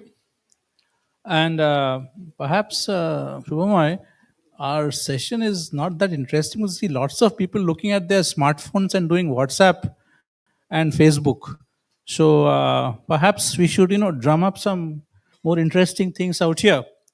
So with that effort, let me say that, before we talk of the cyber workforce and all that, I'll step back. Everybody is talking about AI today and technology today. I'll say let's keep AI aside for the moment and look at human intelligence. Humint. In the word of the intelligence community, it's called humint. So you see, we need to prepare a security stance. For example, what is a security stance? When you left your house today, you possibly locked the door. When you park your car, you lock the car. I mean, it comes naturally to you, right? It's obvious. You can't leave your front door open. On the other hand, you go to Spencer or Arambag and they say, Sir, may I have your phone number, please? And they smartly give your phone number out right away. I think it's very smart. And it's not only that, this level of giving away information is so widespread. We go to Facebook, there's a little wiggling thing out there. You click on it, some nice images come up, and it quietly tells you, you want to accept this? You say, yes, yes, yes. You don't even know. Next moment, that application has access to posting in your timeline. Then you say, a few days back, oh my, this whole thing has been hacked. My Facebook has been hacked. No hacked. You have given open the door and let him come in. You're not even aware of it. Not even aware how open your front door is. Okay? And this is not just left to our, individuals. We have routers in the house these days. Passwords set to default passwords. Our campus is very smart. They install CCTVs all across their campus. The CCTV passwords are also default passwords or no passwords. That is a complete lack of a security stance. So before we teach cybersecurity in colleges, I think we should prepare our population for a security stance. That just like you tell your son or your daughter, when you leave your house, close the door and lock it. When you park your car, lock it. Okay? That kind of security stance is perhaps what is first required. I'll tell you how much of human comes into the factor. Many years ago, when email was a novelty in this place, and we set up an email system in Price Waterhouse. It wasn't PwC then at that time, it was Price Waterhouse. And within days, we got some offensive mail from some place directed to one of our, a lady employees. Amita would know, Bonedi. Okay, and then what happened was a huge uproar. Huge uproar about, we should stop email because it's hurting our employees and this and that. And we had no clue to figure out who was doing all this. And I met one very simple, policeman. He gave such a simple solution to the problem. He did not know technology. He said, you threaten back. And these people are all cowards. They'll run away. That's what happened. We send a threatening mail back. We know who you are. You are sitting in AT&T. And we know, and we're going to come down on like a ton of bricks. He stopped and apologized. So you see, there is a lot of psychology involved in all this. So we have to first get our psychology right. Then, of course, we can bring in, firewalls and encryption and all that. So I think the first is get a security stance. I'll stop here. Thank you. Mayank, I will come to you. I think we all are talking about AI, but possibly you are working with AI and using AI for building some of the latest state-of-the-art products. So what is your view in terms of the attack surface that's happening today? So the technology is expanding like anything, APIs are coming in, your supply chain is changing. So how is the attack surface looking like now? Right. So I'll use the analogy of what what Dr. Mukherjee said. When you exit your home, you lock the door of it, right? Now what is happening is the attackers don't only come in from your door, they also have three fancy windows from which they can come in, or they can also just go and directly attack you in your car. And basically, apart from a door, you now have three, four other areas which you need to protect, which is what in terms of like in cybersecurity we call the attack surface area. And we say that as digitization is happening, as more and more advancements are happening, the attack surface area is also increasing. The ways how an attacker can attack you is also increasing. A few examples, right? Now, we all write code. When we write code, we publish it on a code sharing platform like GitHub so that other team members can also contribute to it. A lot of times, what happens is the default mode when you upload a code is that the code is public. Uh, it works when you are making a public contribution. But for an enterprise, for a company, it's meant to be private. It's your own proprietary code. But developers, or especially the junior developers, don't know that. They accidentally publish code which is out there on GitHub. And the code also has some passwords, some API keys hard coded in it, which becomes an attack surface for an attacker to go after. Uh, the other example could be you as a company could make your company very secure. You could implement all the guardrails in place. But what about your vendors? What about the partners who you are working with? While we can have all those partner onboarding checklists, we can have all the compliances in place that your partner should follow these compliance, these frameworks. Still, a lot of attacks happen via the partners because attackers know that while the big company is very protected, there can be a small company in the part of the bigger supply chain which is not that well protected, and they go after it and indirectly impact you. The other aspect of it is on the attack on the supply chain or on the surface area side is a very basic attack like what Harish said, where passwords are compromised for employees. What will happen is for an attacker to get this password has become very easy now. How we have a Flipkart and a Amazon, there are now online marketplaces where you can go and say that, hey, I want to buy a password for this XYZ company. Let's say I want to buy a password for Flipkart.com. And now these password can be for a Flipkart manager, for a Flipkart engineer, for a Flipkart security guy. And depending on that, the prices would vary. It can be as low as like $5, $10 to up to $50 or $100, depending on how critical resource that person whose password you are purchasing is. So on the other aspect, at the end, it's a very simple way of attacking, right? There was a password which got compromised. The system which got compromised did not have a 2FA or a multi-factor in place. So we use that same password and exfiltrate the data. What will become easy is the way how you can get that password in the first place. Rather than you searching on the internet trying to figure out that password, you can just go how you go to a Flipkart or Amazon and purchase that password of the dark web. So yeah, I would say these are some places how the attack surface had been increasing, and it's becoming easier for you to get attacked even after having so many guardrails and protection in place. Thank you, Mayank. So, Harish, I will come back to you. I think we so far we have talked about the current threat landscape, how it looks like, what are the evolving ways of attack, etc. Now, if we come to the policy side of it, how do you see that? How do you see the policy framework that's happening today? DPDPA, Sandeep briefly mentioned about. We can talk about that also.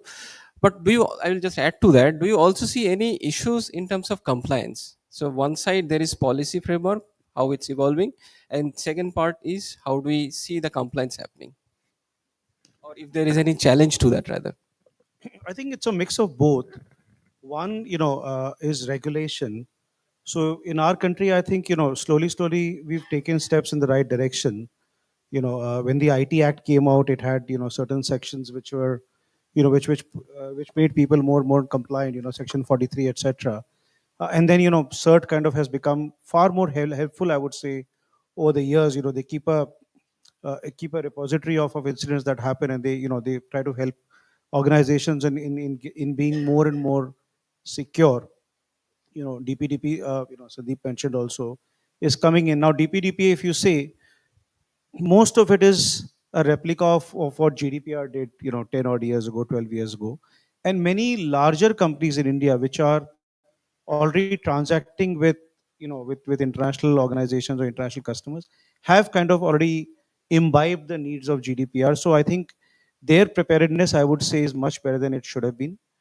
Uh, and then if you see, again, many of these companies which are now more and more global in nature, they comply with many requirements which may not yet be required by the Indian governments. So to that extent, I think there's a step in the right direction. And I think more importantly, the customer demands it. Again, organizations which have more digital data, like I said, banking, telecom, in that case, the customer demands, so there is compliance, and then there is regulation. At the same time, we also have to make sure that the regulation is not misused. I'll give you a personal example. A few years ago, this was in Delhi. We did an audit on somebody. That person went and filed a fraudulent claim with the cybercrime cell under Section 43A of the IT Act. And under that act, it's the responsibility of the, not the accuser, but the defendant to prove that no crime was committed. So a case was filed that somebody went and inserted a virus in the organization.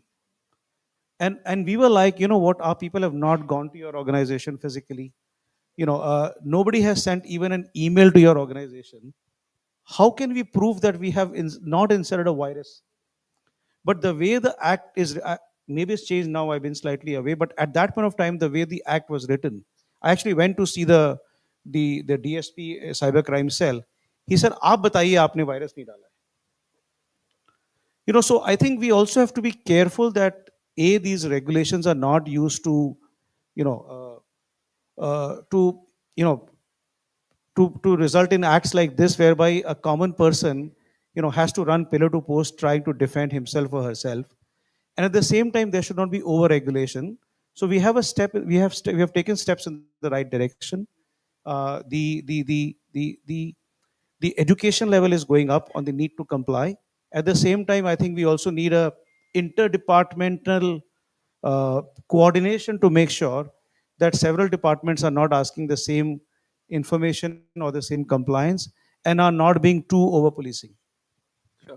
I think the cost of compliance is also a factor, and the kind of fines that we are talking about, for example, in DPDPA, which is higher than the revenue of many companies. So, On that, I have hope. When GDPR came out, GDPR has got some very, very hard requirements, and then their fines were also very high.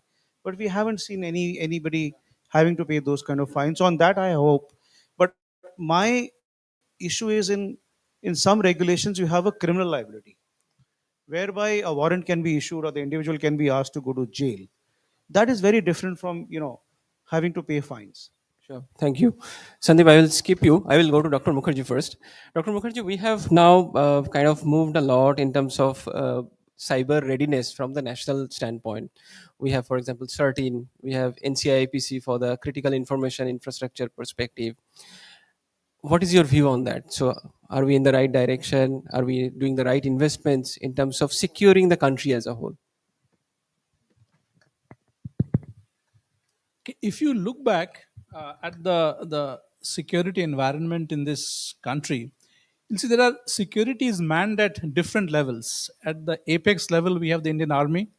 Then you have BSF, ITBP, CRPF, police, intelligence bureau, raw, railway protection force, whole lot of them.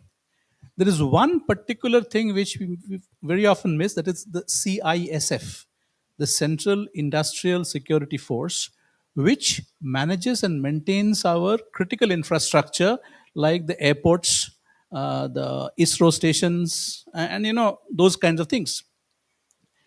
Do we have something equivalent in cyber? I believe we don't. The CERTIN and all of these are reactive, advisory. They do not have an executive role. If you go to Calcutta airport, you will see a CISF Jawan standing there with his AK-47 rifle. Okay. On the other hand, if you go to the, say the West Bengal government's website, who's guarding it? Well, there is a webmaster who possibly isn't very much aware of these things at all. Who is guarding the national NSDL? Or they all have their own security team, but these are critical national assets, so they should be managed and maintained. When I say maintained, who has the password? If you go to the airport, the CISF Jawan has the key to the door. Nobody else can open the door. Not AAI, not the Jet Air, not the Air India guy. No. The CISF guy who opens the door each time and allows people to go in. So similarly, we need something like a central cyber security force which will ensure the security of all critical elements which we can identify, power grids and stuff like that, and not just advisory, no GAN. They'll sit and actually do the job, configure the firewall, harden it, do whatever is required, and they will have the professional skills.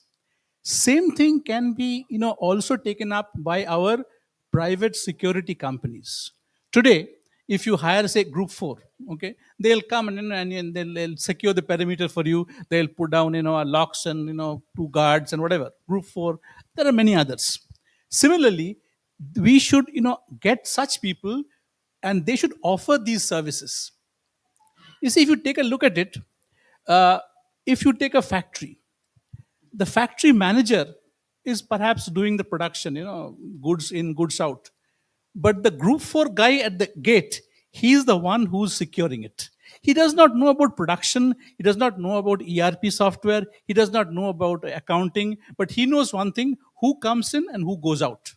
Similarly, there should be a similar security mechanism offered by private security companies to hold on and manage your company's assets.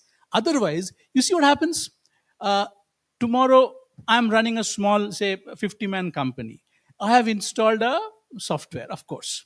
Now, it did this. I've got some, say, accounting software on it. It is connected to the internet for send mails, and the password. Who knows the password? Password is shared between 20 people.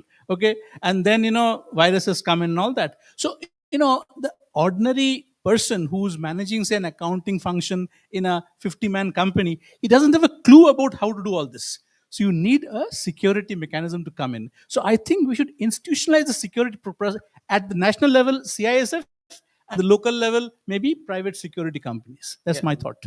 Thank you. In fact, for those who don't know, Dr. Mukherjee has been talking about this since 2017. He has a blog and where he mentioned this back in 2017, which is like 8 years back. Sandeep, you wanted to respond to that because you were asking me. Yes, I think there is a missing information. Certain is actually very proactive. If your infrastructure involves national security, if Certain will send you an email that you have a vulnerability before you come to know that there is a vulnerability in your own infrastructure. So Certain is very, very active. They are, in fact, all the PSU, they have like sensors over there. They're constantly monitoring the traffic, and passively they do a vulnerability assessment of all the infrastructure. And there is NCIIPC, the National Critical Infrastructure. They continuously monitor this type of national infrastructure. Now, coming to the people who are private startups, they are quite helpless because a startup has every right to grow to a big company, and cybersecurity can kill that company at the very nascent stage. So these people need a lot of help. And of course, there are companies who are maybe 90,000 crore, but they're completely private. No government has any care about them. Now, coming to the private companies, I think Harisda and me will strongly say that we are the people who are offering virtual CISO services. This is a new service, virtual CISO. I'll give you examples like Vedanta all over India. They are all the factories. Entire infrastructure is managed by people like us. We have 100 hackers, good hackers, not bad hackers. So we have like 100 hackers and we are a certain empaneled audit firm. So we practically look after monitor their security. There's something called SOC-SIEM. There is something called in deep OSINT. In OSINT, open source intelligence. I don't know how many of you practically have used it. You give me your email ID and I'll tell you a password if it has been leaked out in the dark web and deep web. So this type of continuous monitoring is done. And whom are we trying to protect? There are different type of people. One is the normal infrastructure like the laptop, endpoint, server, firewall. Think of the top management. They have laptop gadgets which are very advanced, and they're the most reckless people in the company, the top management. And they do not listen to anybody. And if you are trying to control them, you are fired. So these people needs to be secured, and that is the most difficult part. Now the another difficult part is the third party vendors, the most neglected, ignored, never invited to the awareness session, and we expect them to be secured. And if a targeted attack happens, most of the attacks are targeted. If I want to target any of the big companies over there, what is the way out? I go to LinkedIn, I find out who are the people working over there, and in the LinkedIn they have given elaborate description of what are the job responsibilities they have, what are the success stories, and I clearly have an idea who are the people whom I need to target. And then I go to Facebook and find out who of these people are the most reckless people. And then once you have a list of target to be, profile to be targeted, most vulnerable are the third party payroll people who might be a junior person with the biggest access. So when we go to secure this type of big companies who has maybe 30,000 40,000 people working across 10 different locations all over India, it becomes a Herculean task. But yes, this is happening. And private companies to startups, there are a lot of service. I'm sure that if this is actually a good news for people like us. And once DPDP comes, that 250 crore fine, well, the budget will increase for every company, and I believe it's good news for companies like us. So Sandeep, I completely agree with that part. That is the most vulnerable piece. I'll just add to that. Actually, the most vulnerable person in our organization is the PA of the CEO, The because driver of the CEO. so that's on the human end part, and on the I asked them, did you sign a non-disclosure agreement to the driver of the CEO? He has the most confidential information because the CEO is talking over the phone while going in the car. And That's most of the drivers don't have any idea what is an NDA. That's true. And in fact, I will just expand to what Harish was saying or you were saying. So we have policy on one hand, and at the other end, we have the poor help desk guy who is finally your first line of defense. So do you see any disconnect between this policy and the help desk guy? Because finally, the help desk guy possibly doesn't even know Okay, what's I'll supposed give to you an example. Why, if you want to make a kid listen to you, what do? You cannot reward him because that will make him greedy, right? The only way, if you want him not to touch the phone, you have to stop looking at the phone, right? So that is the culture of the company. What happens in most of the company, you have policy for the junior people, but whoever goes up, as you go up on the hierarchy. So higher you go up on the hierarchy, all the policies need not to be followed. That gives a very bad impression to the junior people that these are only to restrict us, control us, and if he doesn't need to follow it, we have every right to bypass it. That's true. That is the start of the problem. Yep. So Mayank, I will come to you now. So we are talking about government. We are talking about large corporates, and they was talking about only corporates in 30,000 bracket. He doesn't talk about smaller companies. So, but there are a lot of MSMEs also. There are a lot of startups. And most of the startup founders that I have met, they think that they're too small to be hacked. They are too small to be compromised. So what is your view on that? And also on top of that, I will just ask another question. Uh, See, cyber is not cheap, right? So there are, and it's quite confusing also at times for us as well. There are so many solutions. So what should be one piece of advice that you can give to a, say, CEO sitting over here who is running a startup or a MSME company that he or she should do to protect his company? Right. Uh, the attitude that we are too small to get hacked. See, if I'm a bad attacker or if I'm a threat actor, I might not attack you personally, but I'm not looking at attacking a particular company. I might not have a monetary motivation to attack you. What I do have is a reputation motive, where I, as an attacker, will have a reputation that I have attacked these number of companies. These can be small or these can be large. So it does not matter that you are a very small company. As long as I can attack you, I can cause some damage. I might not be able to make any money out of it, but I'll get a reputation on my marketplace that, hey, me as a threat actor have attacked these number of companies. And B, the way I attack you is not something where I need to invest my time into directly attacking you, right? I have all these tools, I have all these mechanisms which will automatically scan the internet, which will try to look at any issues in any of the companies of the world, right? So you might not be a direct target for me, but because my tools are running, I'll just do it for the sake of creating a damage to you and to build a brand reputation for me as a threat actor. And the other aspect which came into the picture was due to all the geopolitical tensions which happened in our country as well. A lot of small companies start getting attacked. When I say attacked, it's mainly DDoS attack. A DDoS attack is basically anyone who tries to access your website or your system, they will not be able to access it because a threat actor is sending so many requests at a single time that your systems go down or there's a server failure on your end.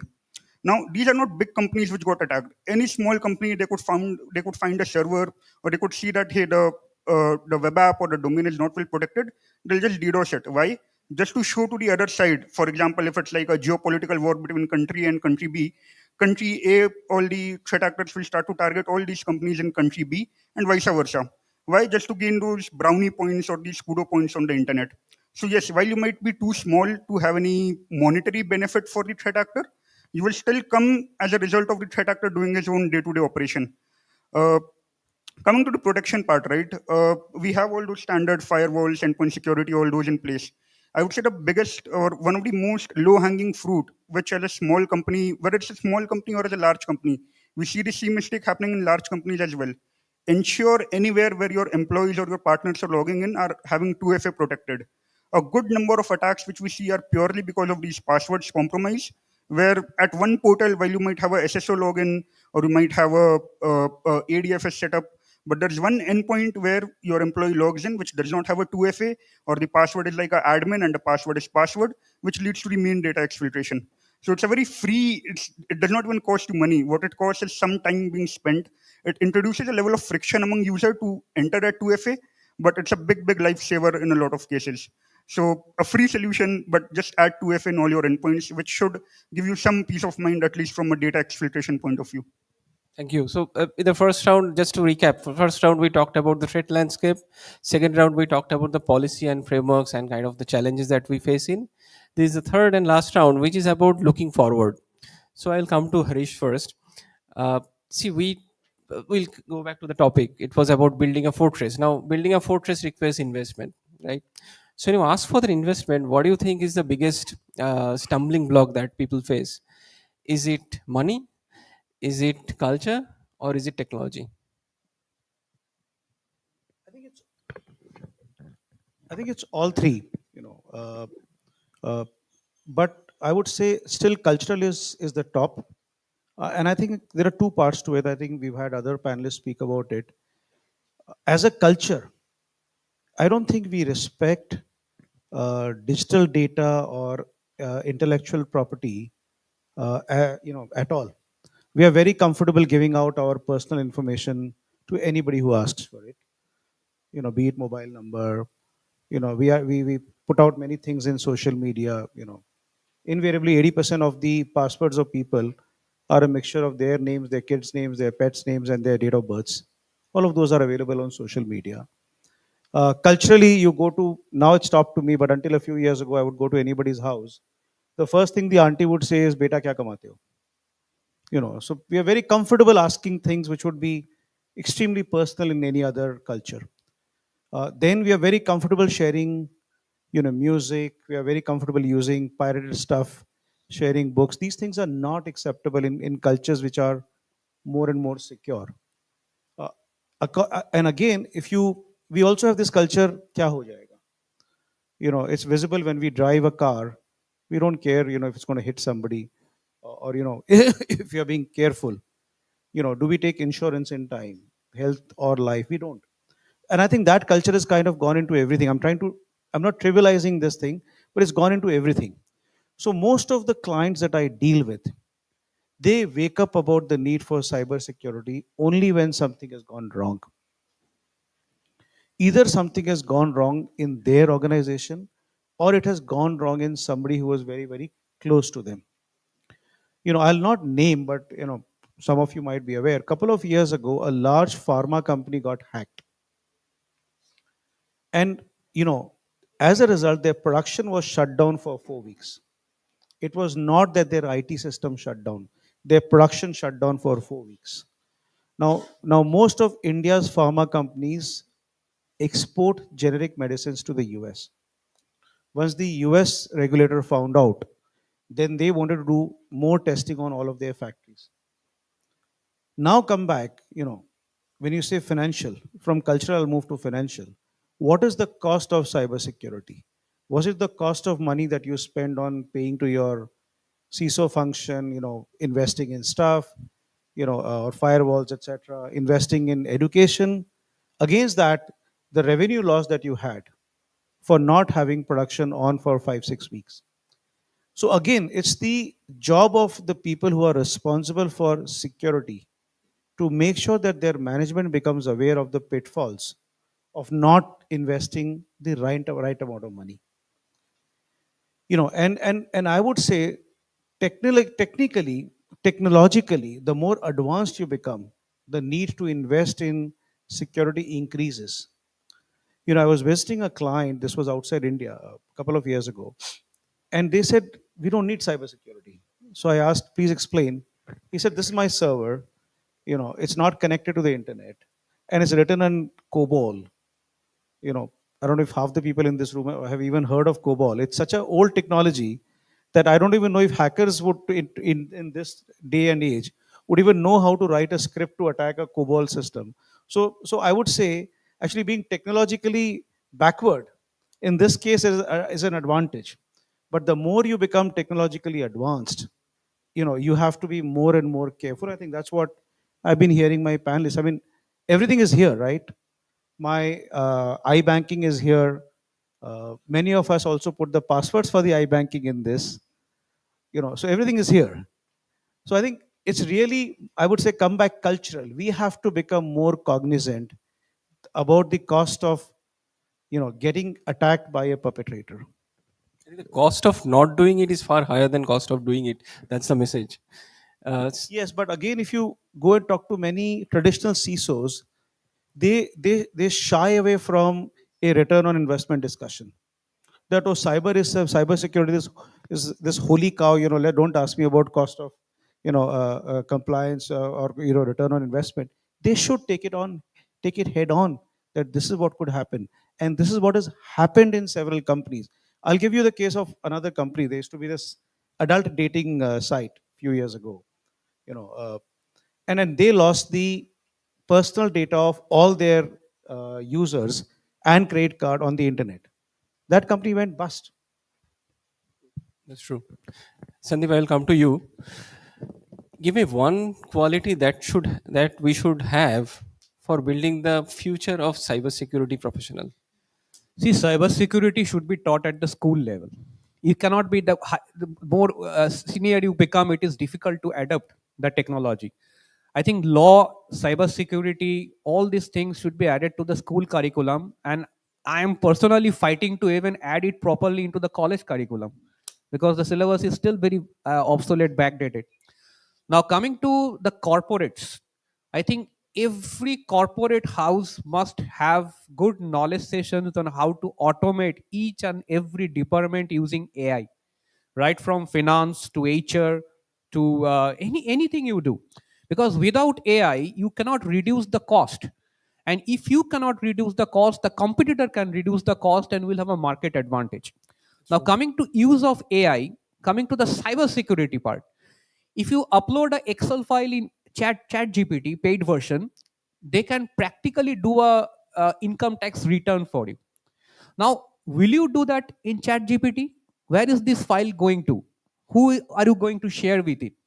So this is the cyber security part of how to use AI securely. That is another part most of the companies don't know. Awareness part, probably. Yeah, and finally, I would like to say, I heard that there's an agentic AI in the native language people are talking, which is not a human being. I was just sitting over there, being an ethical hacker. I was thinking tomorrow Jamtara will be using it to do the scams where native language people will be talking to, and they can simultaneously talk to millions of people using a bot. So I'm expecting a mass layoff in the Jamtara or gang also. I don't know how this will happen, but I'm expecting this, and God knows what they will come to next to earn money. So AI-driven Jamtara. AI-driven Jamtara. Yep. So Dr. Mukherjee, I will come to you. What does the future look like? I think in the inaugural session, we talked about quantum coming in. It's going to change the way security is done. The decryption is going to be possibly faster. So how does the future look like for you, according to you, brother? Okay, it's very difficult to predict the future because most people who do so, end up, being way off the mark. So that's why I was very wary of, predict the future. But if you talk about quantum, since you mentioned the word quantum, I've been hearing of this quantum for the last, I think, 10 years now. Okay. and we know that there is Shor's algorithm which can do things like breaking passwords. But let us understand that these quantum computers are not like our normal computers. It's not like moving from a you know a 386 machine to a Unix machine. It's a different ball game altogether. These are probabilistic devices. You cannot quickly create an app on a quantum computer. Okay, it's something weirdly different. So I'm not yet sure that the quantum thing is there just now. The hardware is still quite far away, and even if we get the hardware right, to get an application going on a quantum computer to address the kind of things that we are used to doing, can you run Facebook on a quantum computer? I'll be really surprised. Similarly, can you run a something like Chat GPT on a quantum computer? I'll be very surprised.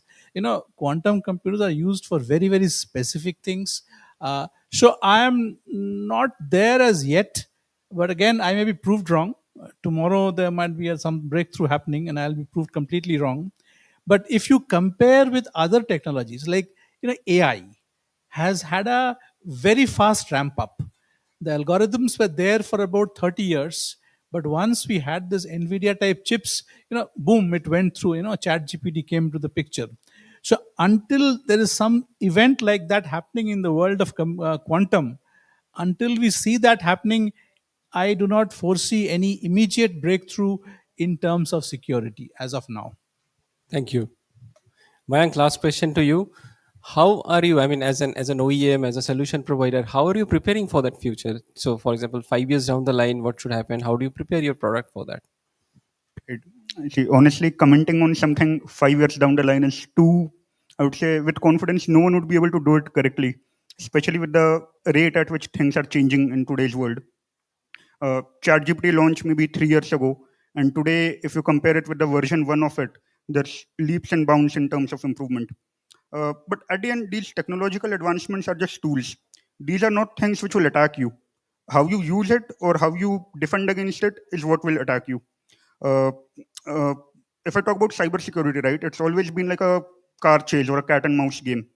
It's just that you keep getting better and better cars, or your attackers keep getting better car. It's up to you whether you are able to rebuild your car in a better manner as well. Uh, in terms of AI as well, like how does it make life easier for an attacker? Something which I had to actually put in research to write a particular code or to write a particular exploit code is now 80% automatable using AI, where it can assist me in the junior parts, and it's only the critical parts which I need to fill in manually, right? Or phishing emails, as we are all aware of, deep fakes, we are all aware of that it's coming out with AI. On the defending side itself, it's the same thing. We have AI available as a tool. It's up to us as a vendor or up to us as a service provider to use it to protect against those attacks. How do we do it? Again, use AI to then classify whether something is actually critical threat or not a threat, or use the same AI which the attackers are using to help our products be better as well. Even we can write code better using AI and build it faster. So at the end, these are just tools, and it's up to us as either on the bad side as attacker or either on the good side as protector to properly use the tool and do our job well. Thank you. Thank you, Mayank. So that brings us to the end of the session. And literally, we moved from the boardroom to the classroom, and from the policy to the poor helpless guy, which is quite fascinating. And thanks to Harish, thanks to Sandeep, thanks to Dr. Mukherjee, and thanks to Mayank. And I must thank ICC for creating this forum here.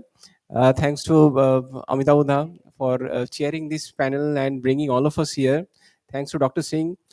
So thank you, everyone. I'm sure all of you have got some takeaway or the other from this panel, and have a great session going forward. Thank you. And thank you so much. Just give me 1 second. Hello. Right. So before we sort of end this panel, there is just one more, in fact, two more things to do. One is, may I request Shubhamoy he was the moderator for the session, to present mementos to his panel members. And while he's doing that, I would also make another request to Harish Agarwalji, Shundeep Sengupta,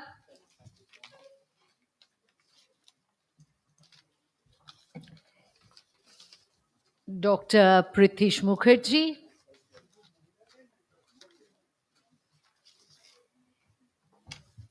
and Mayank Satnalika.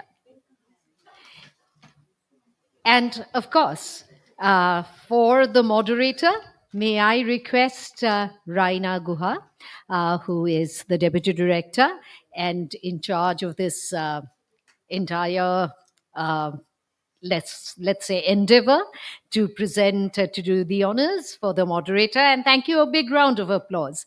May I take this opportunity of requesting, it is in fact a request on behalf of the Honorable IT Minister, Sri Babul Supriyo, who would be coming in.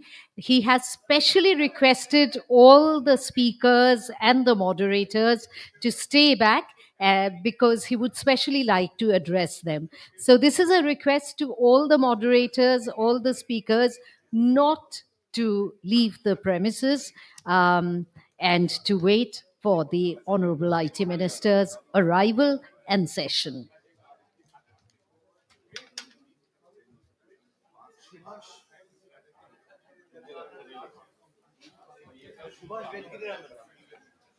Ladies and gentlemen, as we are running a little behind time, but you know, it always, a delay always multiplies, always gets increasingly more threatening. So we would like to sort of start panel 2 immediately. Now, this panel, once again, is a very, very interesting panel which addresses the issue of AI and ML. I would not say the issue, but the all encompassing growth that is signified, that is predicted with the application of AI and machine learning. So, Mr. Subhash Venkataraman is going to chair this session. He will be the moderator, and Mr. Venkataraman is the Vice President and Chief Financial Officer and Director on the board of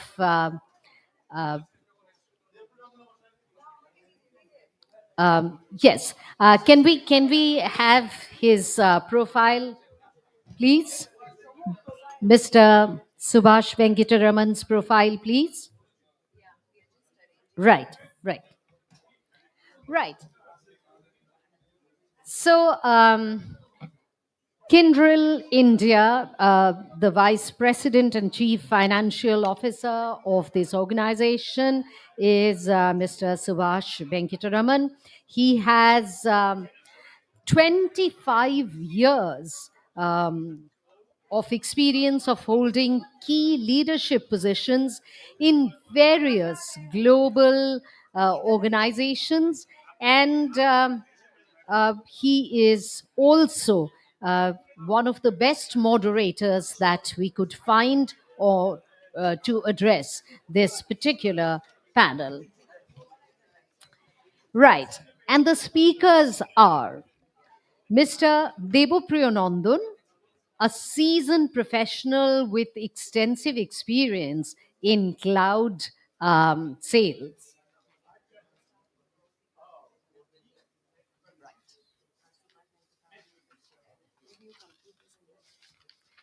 Right. So as I speak, as I introduce the speakers, and of course, the chair, the moderator of this panel has been introduced, can I request all of you to kindly come up onto the dais? The moderator, Mr. Subhash Venkataraman. Thank you, sir. And Mr. Debopriyanandan. Apart from being a seasoned professional in the area of cloud sales and government business development. He's also a very prominent speaker at various technology events where he, among his many areas of expertise, is AI and ML. And so, of course, we are looking forward to his address on these areas. So, Mr. Devopriyo Nandan, can we request you, sir, to kindly come up? Welcome. And may I also call upon Mr. Shobhoshachi Bishash, who is the Chief Digital Officer with Vikram Solar Private Limited. And very appropriately, he's also the Chief Executive Officer with Wiki.ai, which is a part of the VSL group. So may we request Mr. Shobhushati Bishash to kindly come up. Mr. Bishash is actually he specializes in tech-driven transformation for renewable energy spaces and sectors. So wonderful to have you, sir, as our speaker. Our other esteemed panelist is Dr. Oyun Kumar Panja. He's the Associate Professor of Computer Science and a Senior Consultant of IEMA Research and Development Private Limited. We welcome Dr. Oyun Kumar Panja onto the dais. And we also have with us today our esteemed panelist, Dr. Kingshuk Banerjee. He's a specialist in the development and deployment of AI systems. And very interestingly, he, apart from his many academic qualifications, he has been certified by Cornell and Harvard University in executive leadership and change management. And of course, we are talking about change in a big way today. So we welcome Dr. Kingshuk Banerjee. So, I think the panel is complete. May I request the moderator to take over? Welcome everybody to this session. Welcome again everybody to this session. AI, artificial intelligence, all encompassing growth. Our Alphabet CEO Sundar Pichai had remarked that AI is more profound than electricity and fire. Earlier today, our STPI director also alluded to that. Closer home, NASSCOM talks about close to 500 billion getting added because of data and AI to the country GDP. There are headlines every day. Kindle People Readiness Report, however, reveals that 95% of all enterprises are already using AI. However, majority of the leaders, and when I say majority, close to 71% of the leaders do not believe that their workforce is ready to fully leverage AI's full potential. Now, that is a huge gap. So, even though we are at the brink of, or we are already at the, at the, at the brink of Gen AI and all of that, it's crucial to address not only the breakthroughs, but also the challenges of scaling, governance, and ethics. And that is why this topic becomes very important. Our speakers represent organization at the forefront of this transformation. So I'm privileged to address questions on your behalf to them. So let me start with Devapriya Nandan of the first question to you. Um, Again, a very fundamental question in everybody's mind. How can organizations simplify and accelerate their AI and ML implementation journeys? Uh, Thank you. Just a line of thanks to ICC for inviting us here. Originally, my MD, Mr. Chalendra Kumar, was invited. He could not come because he landed up only in India yesterday. We are going through some exciting times. If you have all heard today, we launched Oracle Cloud on AWS platform. Few days back, we launched it on the Google platform. Few days ago, we launched it on the Azure platform. We are going live with the Stargate project early next year. So it's been very busy time for us. So unfortunately, could not make it. I am representing him as I've been introduced. And thanks once again, especially Shubhamoida, because he played a big role in calling us over here. So, sir, your question, if to start that question, let me share a few anecdotes what we as Oracle did ourselves. Unfortunately, fortunately or unfortunately, I have to do that because that's what I've seen happening in front of my eyes. Few years back, knowingly or unknowingly, all of us, we are around 1.7 lakh people globally. In India, around 70,000. We were asked to clean data. And it happened in a very, very innocuous manner. Uh, our sales data, which is a prized possession of ours, we were asked to clean up names of customers, get the names right, their addresses right, their contacts right. The salespeople were up in arms, saying that are we going to go out to the market and sell, or we are going to clean data? So that started. Secondly, what happened? We were asked to work on the social media platforms like LinkedIn to generate new leads. We all again were up in arms that shall we have to now learn LinkedIn?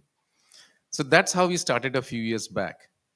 And today, believe me, when a salesperson goes out to the market, there is a tool which gives him a 360 view of what that company has been doing for last few years, the salient features of the chairman's speech, the balance sheet analysis, the current install base, what's the future of that industry, and what he can talk of when he meets the C-level person or a CIO. It happened innocuously. If we would have been told that before, maybe I don't know how much would have been possible, but today we have that. So that's been driven by our own AI platform, our autonomous database, the data science platform that we have. This is something which I think kicks off the AI journey of any company globally. Take any name. Second, another example, small one. We have large teams. I also lead a team. Believe me, I don't spend not more than 5 minutes in a week to clean up expense reports. And fortunately, I have not been pulled up by my compliance teams that I have approved a report which I shouldn't have approved. Reports which are not to be approved are flagged off to me beforehand that this kind of expenses needs to be checked. And believe me, this all happened over the last few years because we started monitoring that quality of data that went into the systems. So first, the point that I was making, clean up your data, get your data right. You cannot go on to an AI journey before you do that. So that's primary. Secondary, you need to choose a platform. Your AI journey you have to have a strategy in place. Just don't do AI because you have to do it. Select an area where you want to go in. If you are into a business of retail, look at your sales data. If you are into the business of agriculture, or even if you are in the business of health, you really need to find out which are the area you're going to look at first. All of you know we bought a company called Cerner a few years back with 28 billion, about 5-7 years back. We have merged that into our system. I was looking at a presentation from the Cerner team few weeks back, and believe me, the way they have got AI into the system is one is around how they can, while a patient is getting admitted, it gives up some results as to what are the tests that needs to be done. It also tells that what is the expected timeline of that person to get better or in a position to get discharged globally. What are the standards like? And even in recent cases in India, what has happened? So for for a health organization, either you are looking at a patient turnover or the fast you can get him home, or you can look at the back office of for your consumables. You can do that also, how fast and how well you can manage your money.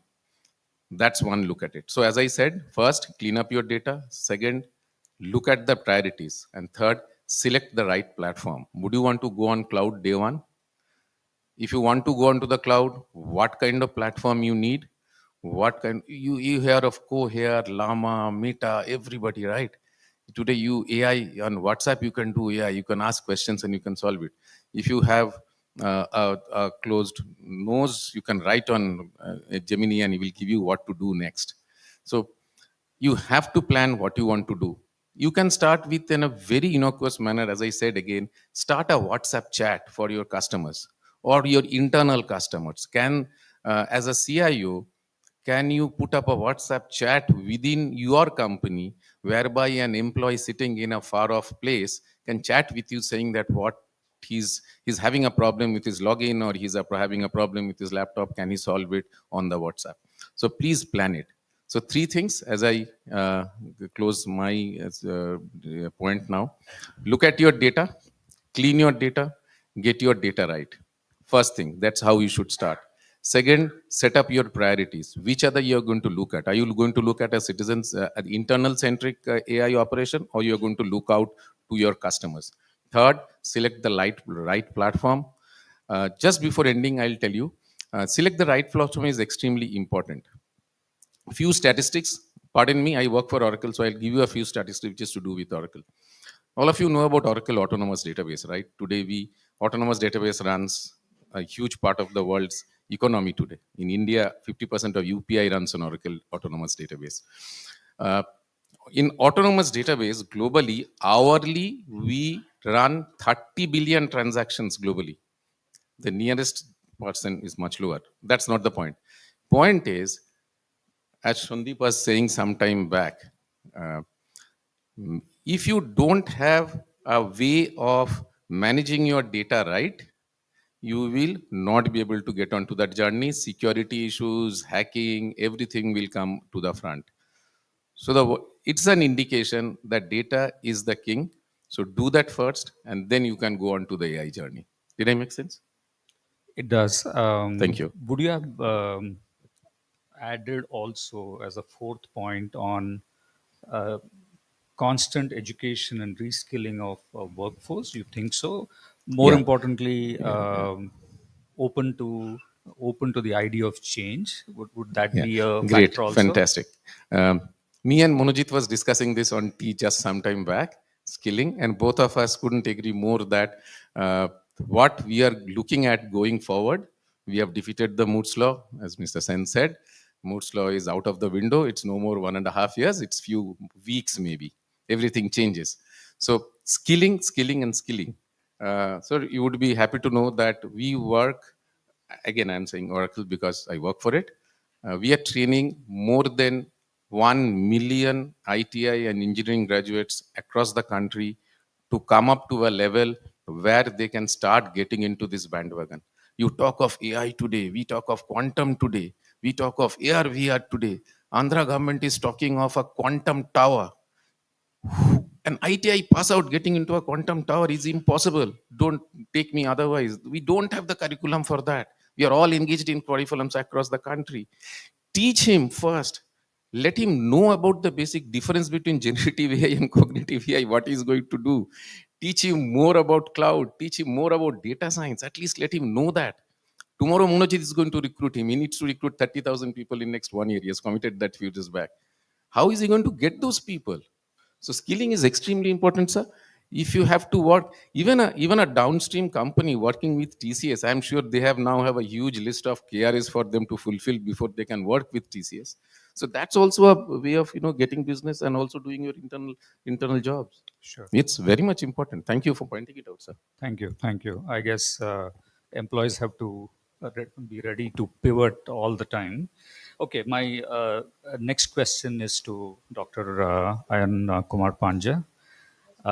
As organizations accelerate on their AI adoption path, what, in your experience, are the most commonly faced challenges, and how should organizations overcome them?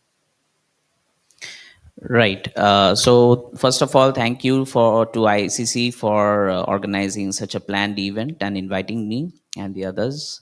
And this very topic is very relevant at the present time. So AI adoption. First of all, I would like to state that all the companies are in a rat race of adopting AI with a very they don't have a clear vision of how to actually implement it or where to implement it. They just want to do it because everyone is doing it, otherwise they will be left behind. That is the very way it is going on, and about more than, I think, 60% of the companies are doing that now. AI adoption, for the very first thing, if we take into consideration that uh, where to put forward AI, it's not that you have to implement AI in every domain. Whichever domain is actually requires the integration of AI, it should be looked into. That is the very first thing. And whichever domain, it's not that AI will be improving each and every domain. For the very fact of data silos is another aspects that needs to be looked into.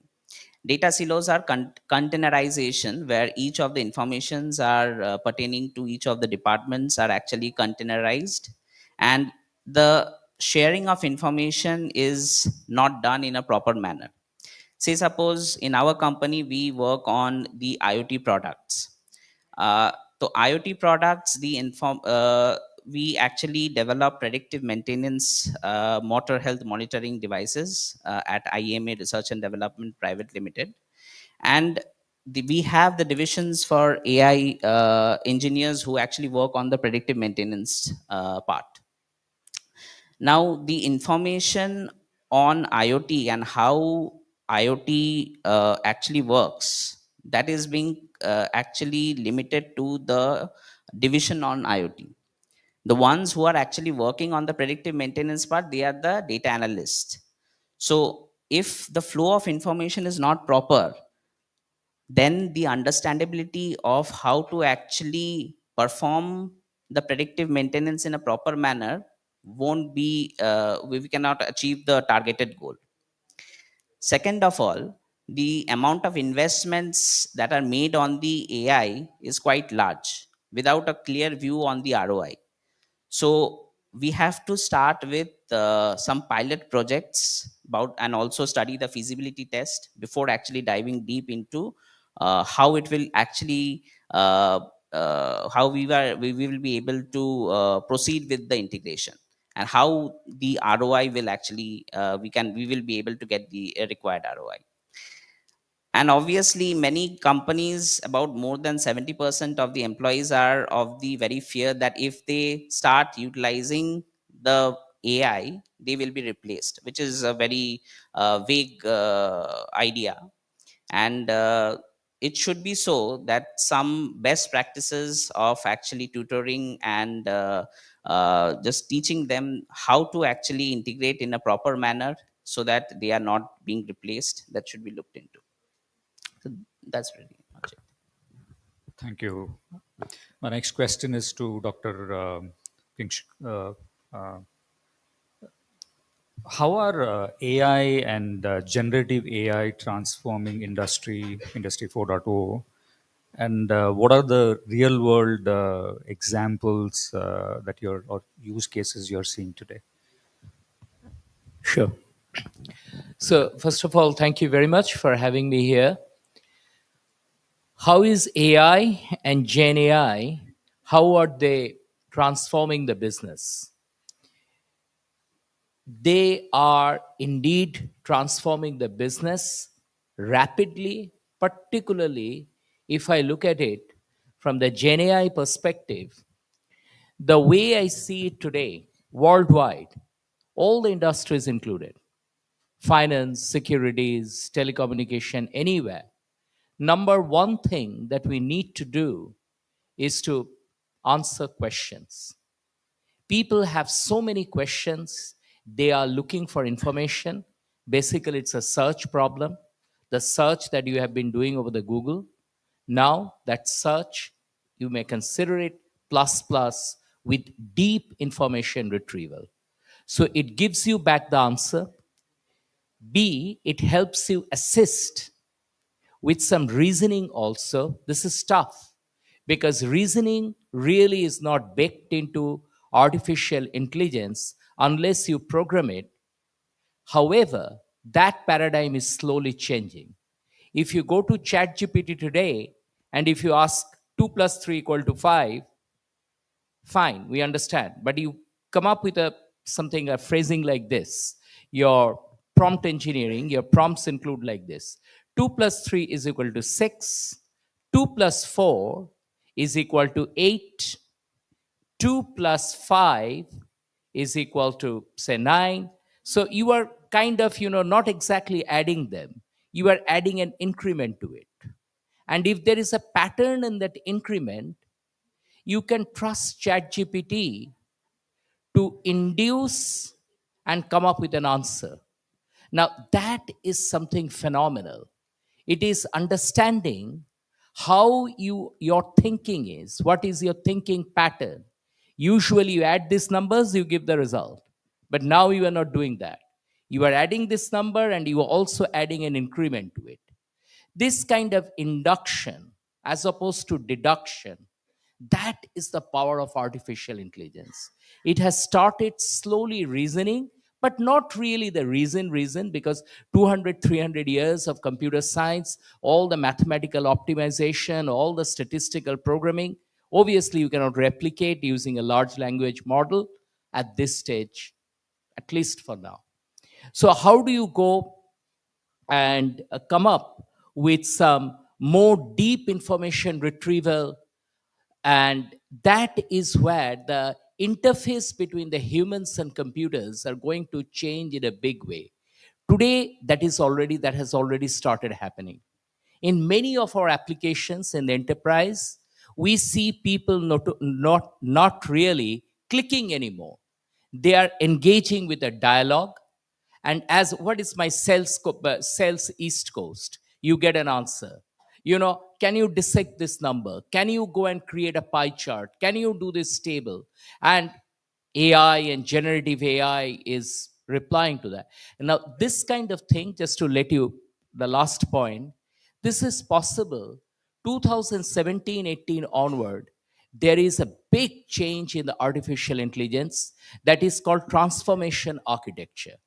That is the deep learning transformation architecture, very famous paper by Ashish Vaswani. And on top of that, a lot of work has been done by Google, by Microsoft, by everybody. And today's OpenAI and stuff that you see, that's actually following up the trend, taking it to the next level, building huge models, very large models. But at the end of the day, they are doing only one thing. They are taking all that you ask, changing that into numbers, doing all kind of calculation in the numerical world, and translating it back to your English language. So what does that mean? Next generation programming will be done probably just using simple English sentences. You start talking to the people, you start talking to your AI engine. AI engine will do whatever it takes to transform into numbers, do all the analysis, and come back with the answer. And so it is going to change the human computer interface in a big way, which means that slowly we have to now rethink all the business applications that we see. Deep information retrieval, information inferences and induction underlying, and the way we touch the touch point with our computers, that they're all going to change. Thank you. Thank you so much. So next question is to Sabyasachi Sabi. How is AI transforming the energy and renewable energy sectors? And what are the innovations we can expect going forward? Sure. Thanks, Subhash. So, firstly, I compliment Indian Chamber of Commerce and this committee for organizing this, and being one of them and knowing the people who are there in this committee, I can tell for sure that this event will evolve into actions and outcomes as well. Right. Secondly, it's a pleasure and an audacity to sit beside King Shuk and talk about AI. Right. So I'll talk about what I'm reasonably good at, is how we can apply it for industry, especially the industry where I am part of, which is renewable energy. Firstly, let's step back a bit. Uh, while renewable energy industry needs AI, let me tell you, AI needs renewable energy more. Because if AI has to evolve, there has to be a source of unending energy, humongous amount of energy, right? After United States and China, if there is one country which consumes energy, are the hyperscalers. If we consider 3 hyperscalers as a country, they are the third highest in terms of consumers of energy. And these are good people. They are responsible people, Microsoft, Amazon, and Google. So they are going net zero. And they can only go net zero if they go renewable, right? So AI needs renewable energy more than the other way around. Okay, now let's talk about what AI can do for the energy and what's happening. Firstly, as an Indian, I'm very proud of what has been done, what is called in different names. One is digital public infrastructure. It's also called as India Stack. The group of people led by Nandan Nilekani and Pramod Verma and Sujit Nair and those people, they came up with something called Unified Energy Interface, like Unified Payment Interface. It's a community, like Linux Foundation community. You can have your own innovation come up. I won't call that they had created a protocol, but while doing the UPI, a protocol came up, where interoperable platforms can talk to each other, correct?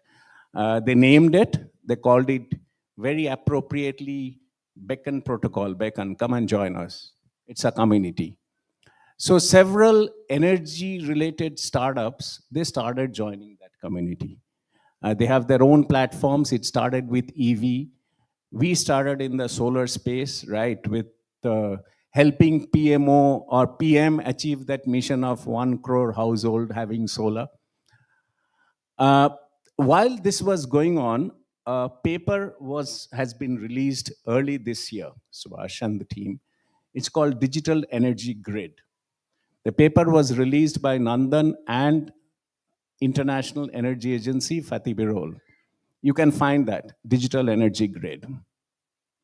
The concept is, if every entity in the energy domain, from generation to distribution to transformers, right up to consumers, is given an ID, the way we as Indians have been given an ID, if a unique ID is given to every entity, then along with electron flowing, information will also flow.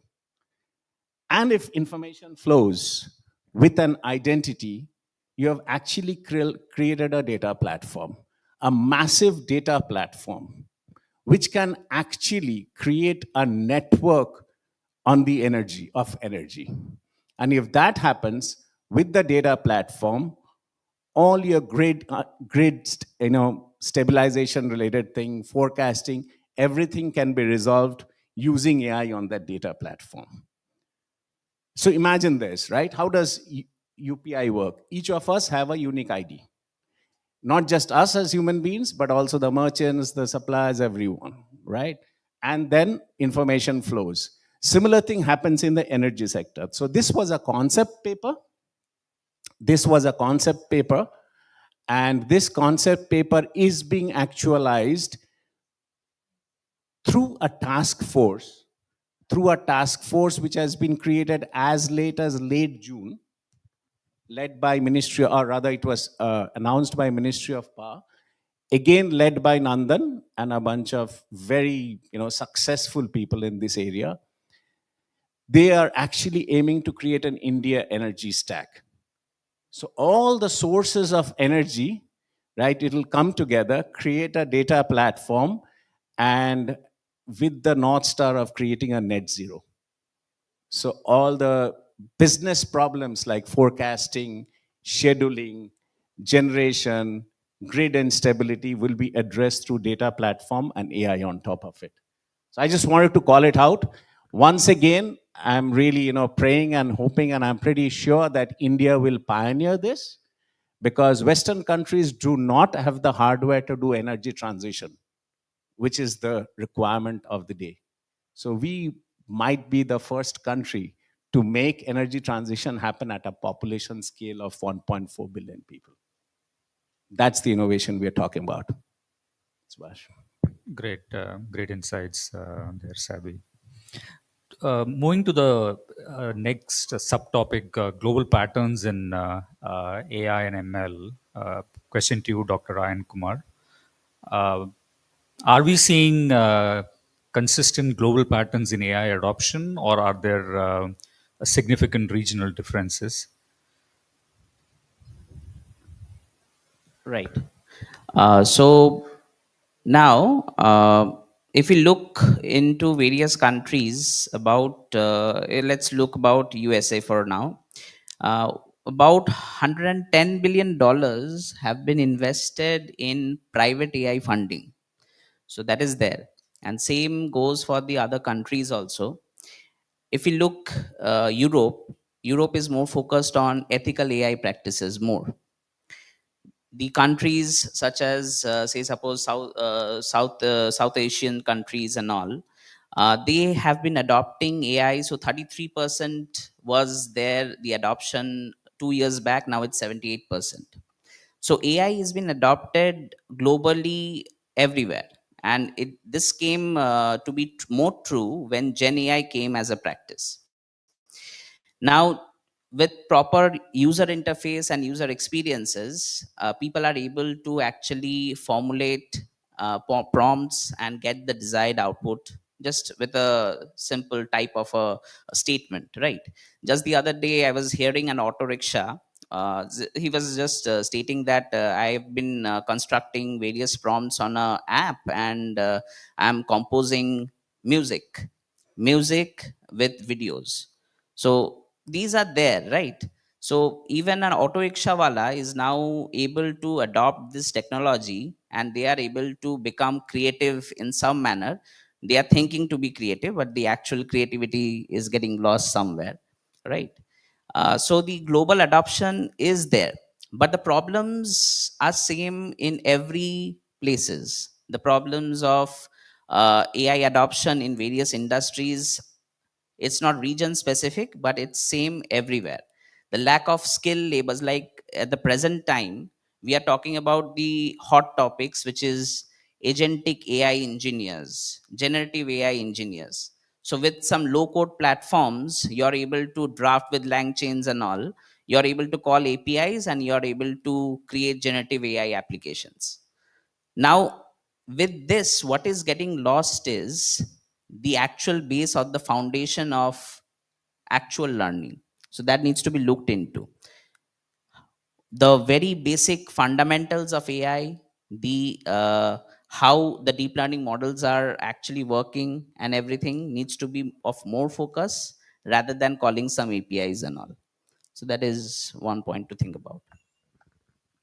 Thanks. Just speaking from there, Mr. Debapriyanandan, what are the some of the more positive shifts towards AI adoption in the last 2 years? Thank you. The no-brainer first, banking, fintech. I'll give you an example. So banking, fintech, loan origination, loan identification, recovery. There are at least 100 startups in the country are working with all the top banks in the country. They have been given The more the loan they can get in, they get a commission out of that. So very creative strategies have got created. So fintech is very much there. I will not take names because that's not compliance cleared by our teams. Government of India as an organization who distributes MSME loans, sir would be knowing it. Do you think, no, they use AI to identify whom to give, whom not to give? 100%. Every loan that is given out is driven by an AI model, which tells them what is the chance it's not going to be a fraud, and that, that money is going to be used. So that's a fantastic example. Bhashini, you all know Bhashini, right? Today it transforms languages. Going ahead, it's going to do much more. All of you have an Ayush number today. If you have logged into government portals, health portals, that has a lot of AI behind it. Why am I saying this? See, corporate companies like us, we are done with our sales portals. We are done with our customer success almost, right? We are done with in automating our backend fintech, our internal accounting operations, as I said in my first lines.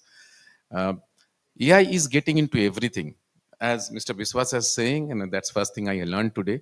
Believe me, under the RDSS schemes, the smart meters that are going in, the whole MDM at the back, and the billing that happens at the back has a large amount of AI built into it to predict patterns. Simple. Government of India has an aspirational districts program. 110 districts getting monitored. We have the privilege of running the platform.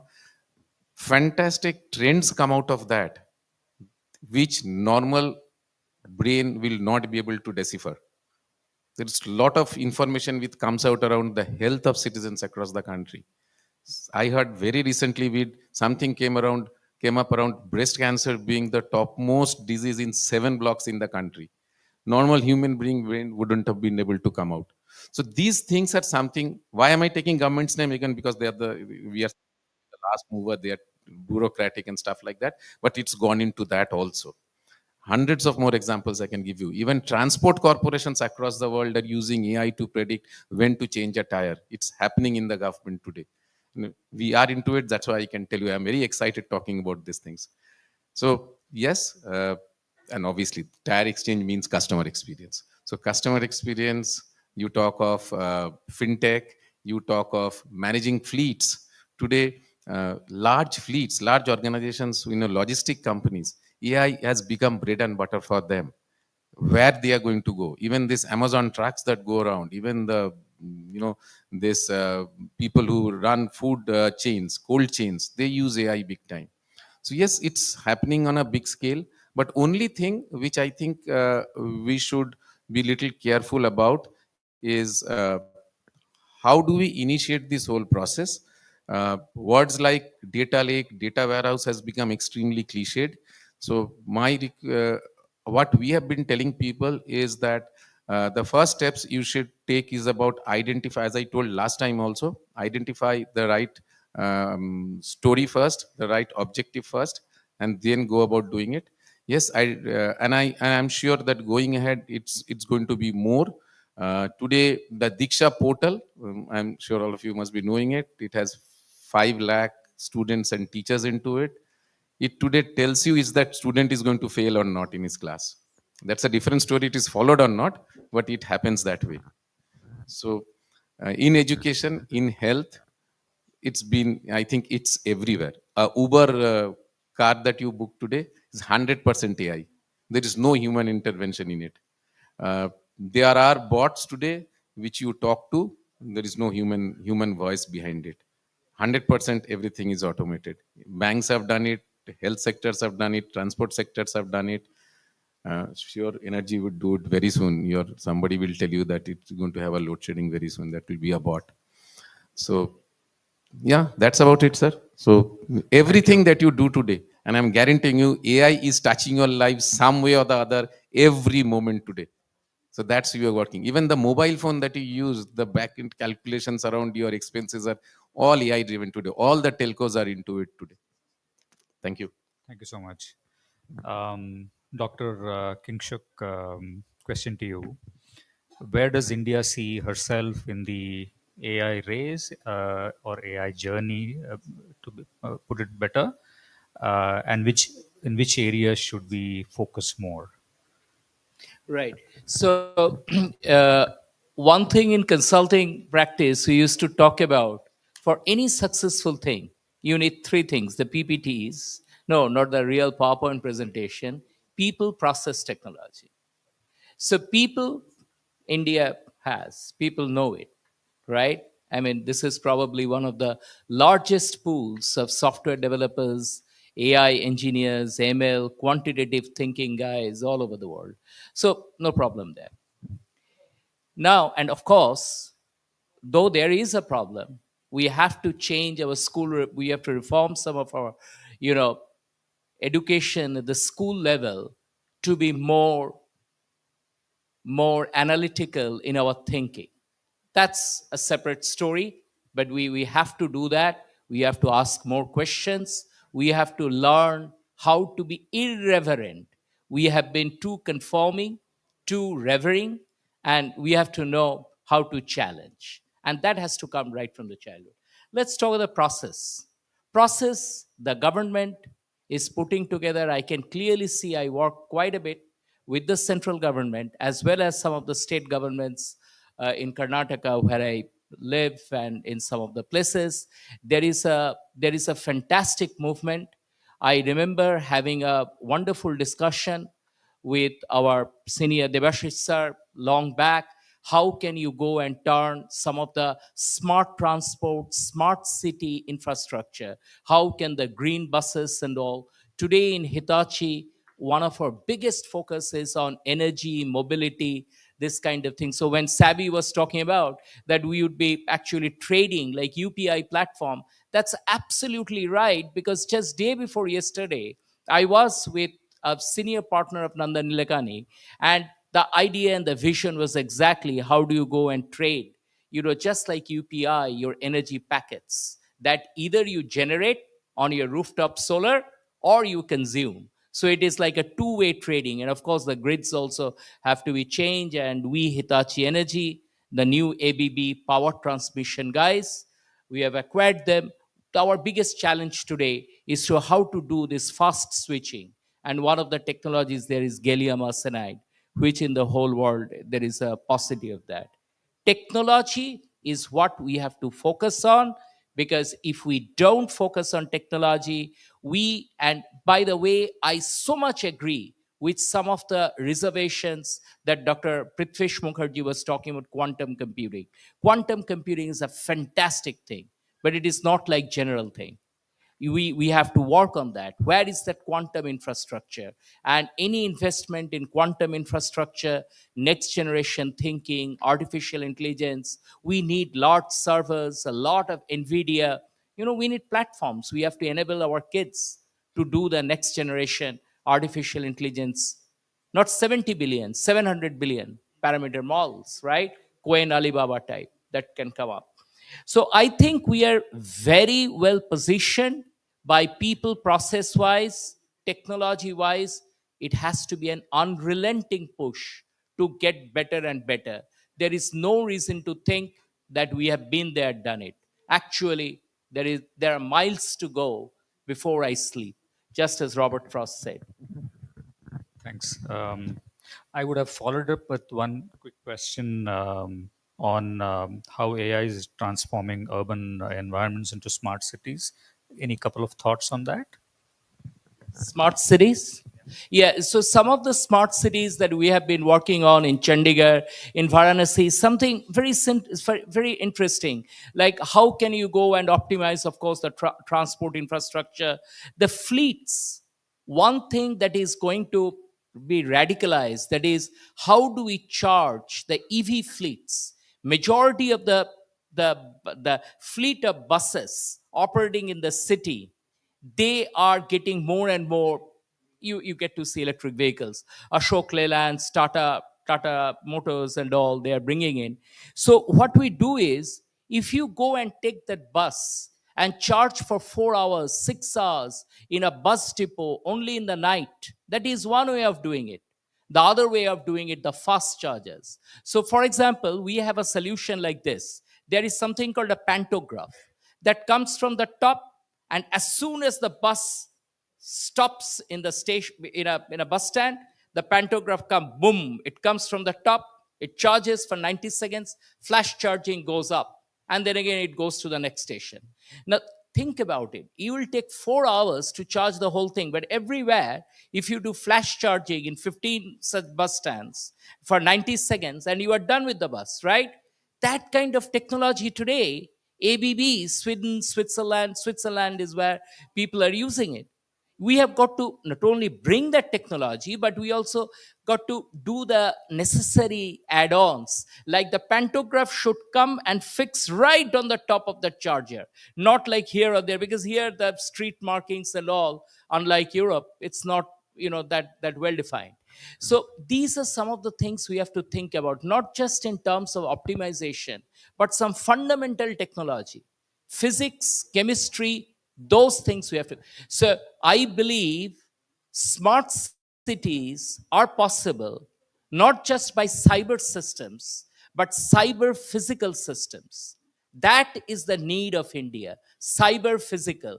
How do we marry the computational IT systems that we are very good at with the physical systems, the electronics underlying and mechanical engineering underlying, where there is more uncertainty and there is more entropy. So I think we are doing well. And smart cities, mobility, energy, and probably social governance. These are the 3 areas where there is maximum possibility. Great, thanks. Maybe last 2 questions. Dr. Ayan, question to you. What role does AI play in reshaping education to be more accessible and effective? Right. So, with respect to the educational organizations and industry, AI can be integrated in various ways. Like, we have actually one AI tutor, which actually for Institute of Engineering and Management, which is being utilized for the very purpose of tutoring students. But the prompt is injected in such a way that it does not deviate from the required questions asked. So if it's a physics tutor, it stays with respect to the questions pertaining to physics. It doesn't deviate to something related to biology or any other stuff, right? So with respect to prompt injections and the prompt manipulations, these all stuff can be done for the Gen AI platforms that we have looked into. The other things, AI is integrated in multiple folds. Like we have been working on designing PCBs.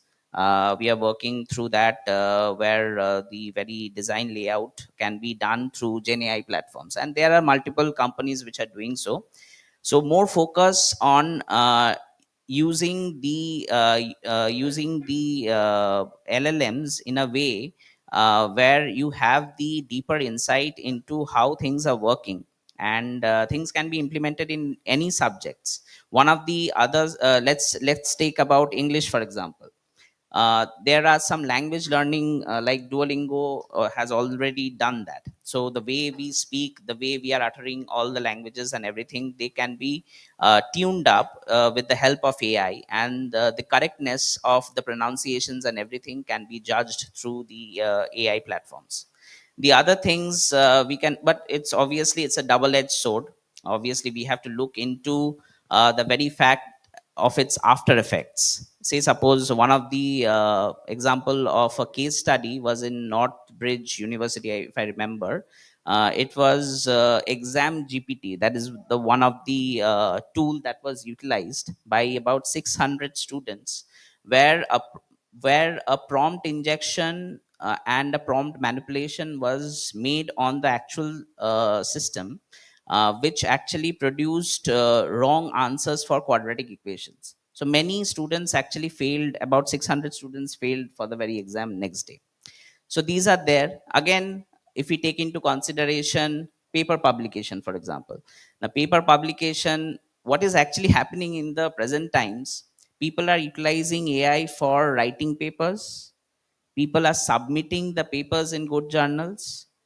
The one who is performing the who is actually the reviewers who are giving the questions, they are putting the whole of the paper into some GPTs. telling, please tell me some questions which I can ask to the very persons, because they are not getting paid, right? Now they give the questions back to the editors. The editors are then, these are the questions, you please review the paper. They are again putting forward that this is the questions that has been asked, please give me the answers, right? So AI is talking to AI. What is happening? I don't know which is the way forward, but these things are happening. So we have to be very cautious on the very utilization. I think it cannot be helped. People will deep dive because we are very lazy. That is the very first thing.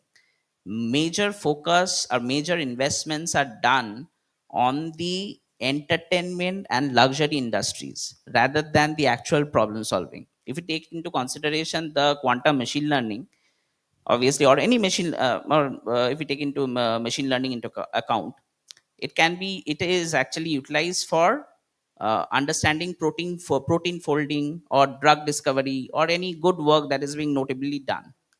But how much of the work is invested on such domains rather than the domains of home automations and all?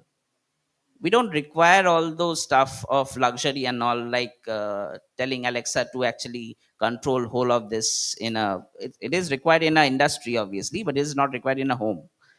So things of putting forward every information into the GPTs to tell you and everything, or solve your problem, should be limited such through practices which should be inculcated from the very school level itself. But it's obviously human habit, and I don't know what is the way forward and which way we will be moving forward with. So let's hope the human race will survive. Right. Thank you. So last question, Sabi, to you. How can we democratize AI access effectively to reach the underserved sectors and ensure inclusive growth?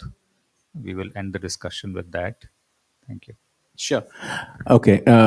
Thanks for that question, because I was just thinking about the word democratization, or the phrase of democratization of AI. November 2022, when ChatGPT came, right, was announced. Next day I got a call from one of my dear friends and colleague, Amitabh Mitra. He said that, Sabi, have you seen that? What's happened? AI has got democratized, right? AI is not just for the likes of King Shuk anymore. It's for people like us as well. Well, people like King Shuk will be there, will be using it as well. And then went on, then generative people started creating their own content. What took a number of consultants to come and take in dollars, you can just pay in cents a month and create that kind of content, right? It just went on and on. Agents came, agents are there, everybody is using agents. I saw something yesterday. You saw Grok 4, right? Came yesterday. It's crazy, right? It has crossed all benchmarks in terms of all the tests, right? And then I saw, so naturally I kept searching, or I didn't have to search. It came on its own. Stuff, you think about it, stuff comes on its own. I saw something which Microsoft had spoken about. It's called chain of debate. See, it's not truly democratized yet, Subhash. People have their own favorites when they create content or use AI. Someone uses Anthropic, someone uses OpenAI, someone uses something. Is there anything which is at a layer that gives me the best crawling across all the models? Not yet. Then the concept of Microsoft just threw in that concept. It's a concept as far as I know. You guys might know it better. It's called chain of debate, which says that you ask something, let there be agents which will crawl across, or there'll be agents for multiple models, and gives you the best answer. Now, best is also personalized. So I believe the right kind of democratization will happen when Sandeep Sengupta talked about something like hacking GPT. You talked about something, this GPT. Rather than that, there should be a Sabi GPT, or a Subhash GPT based on my favorites, based on my personalized, all on, and there should be no code kind of a thing, which I can configure it to my own, own liking or my day in the life. When that happens, right? And I believe that technology is taking us there with the concept of chain of debate, my personalization, no code platform, bring it all together. When there'll be a personal GPT for me, that will be true democratization. Subhash. Thank you so much. With that, we end the panel discussion. Thank you. Thank you so much to the speakers. Mike, may I now request the session chair, Mr. Subhash Venkataraman, to present mementos to his panelists.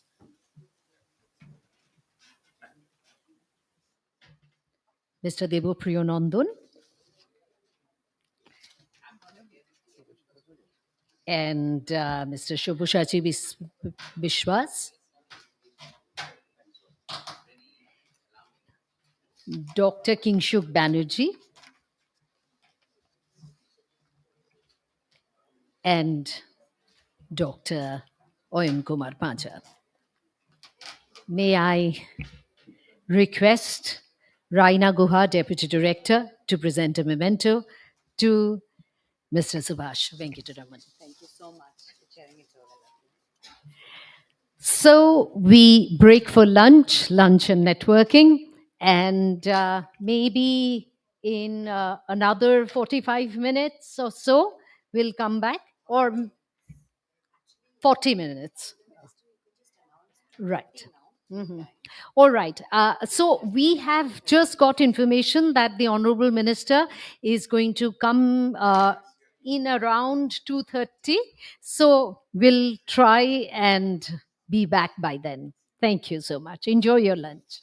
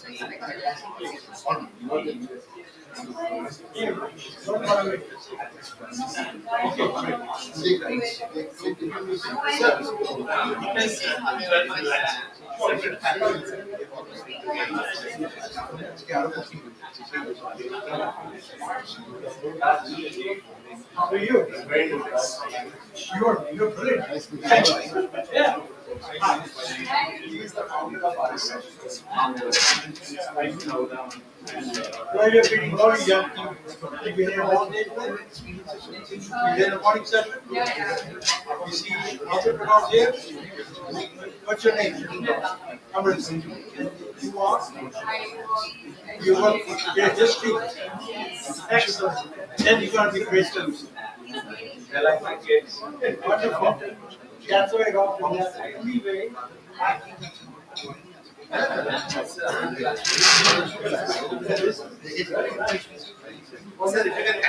good luck, and this is what the goal is. So we need to put it on my way. Right? Thanks for that.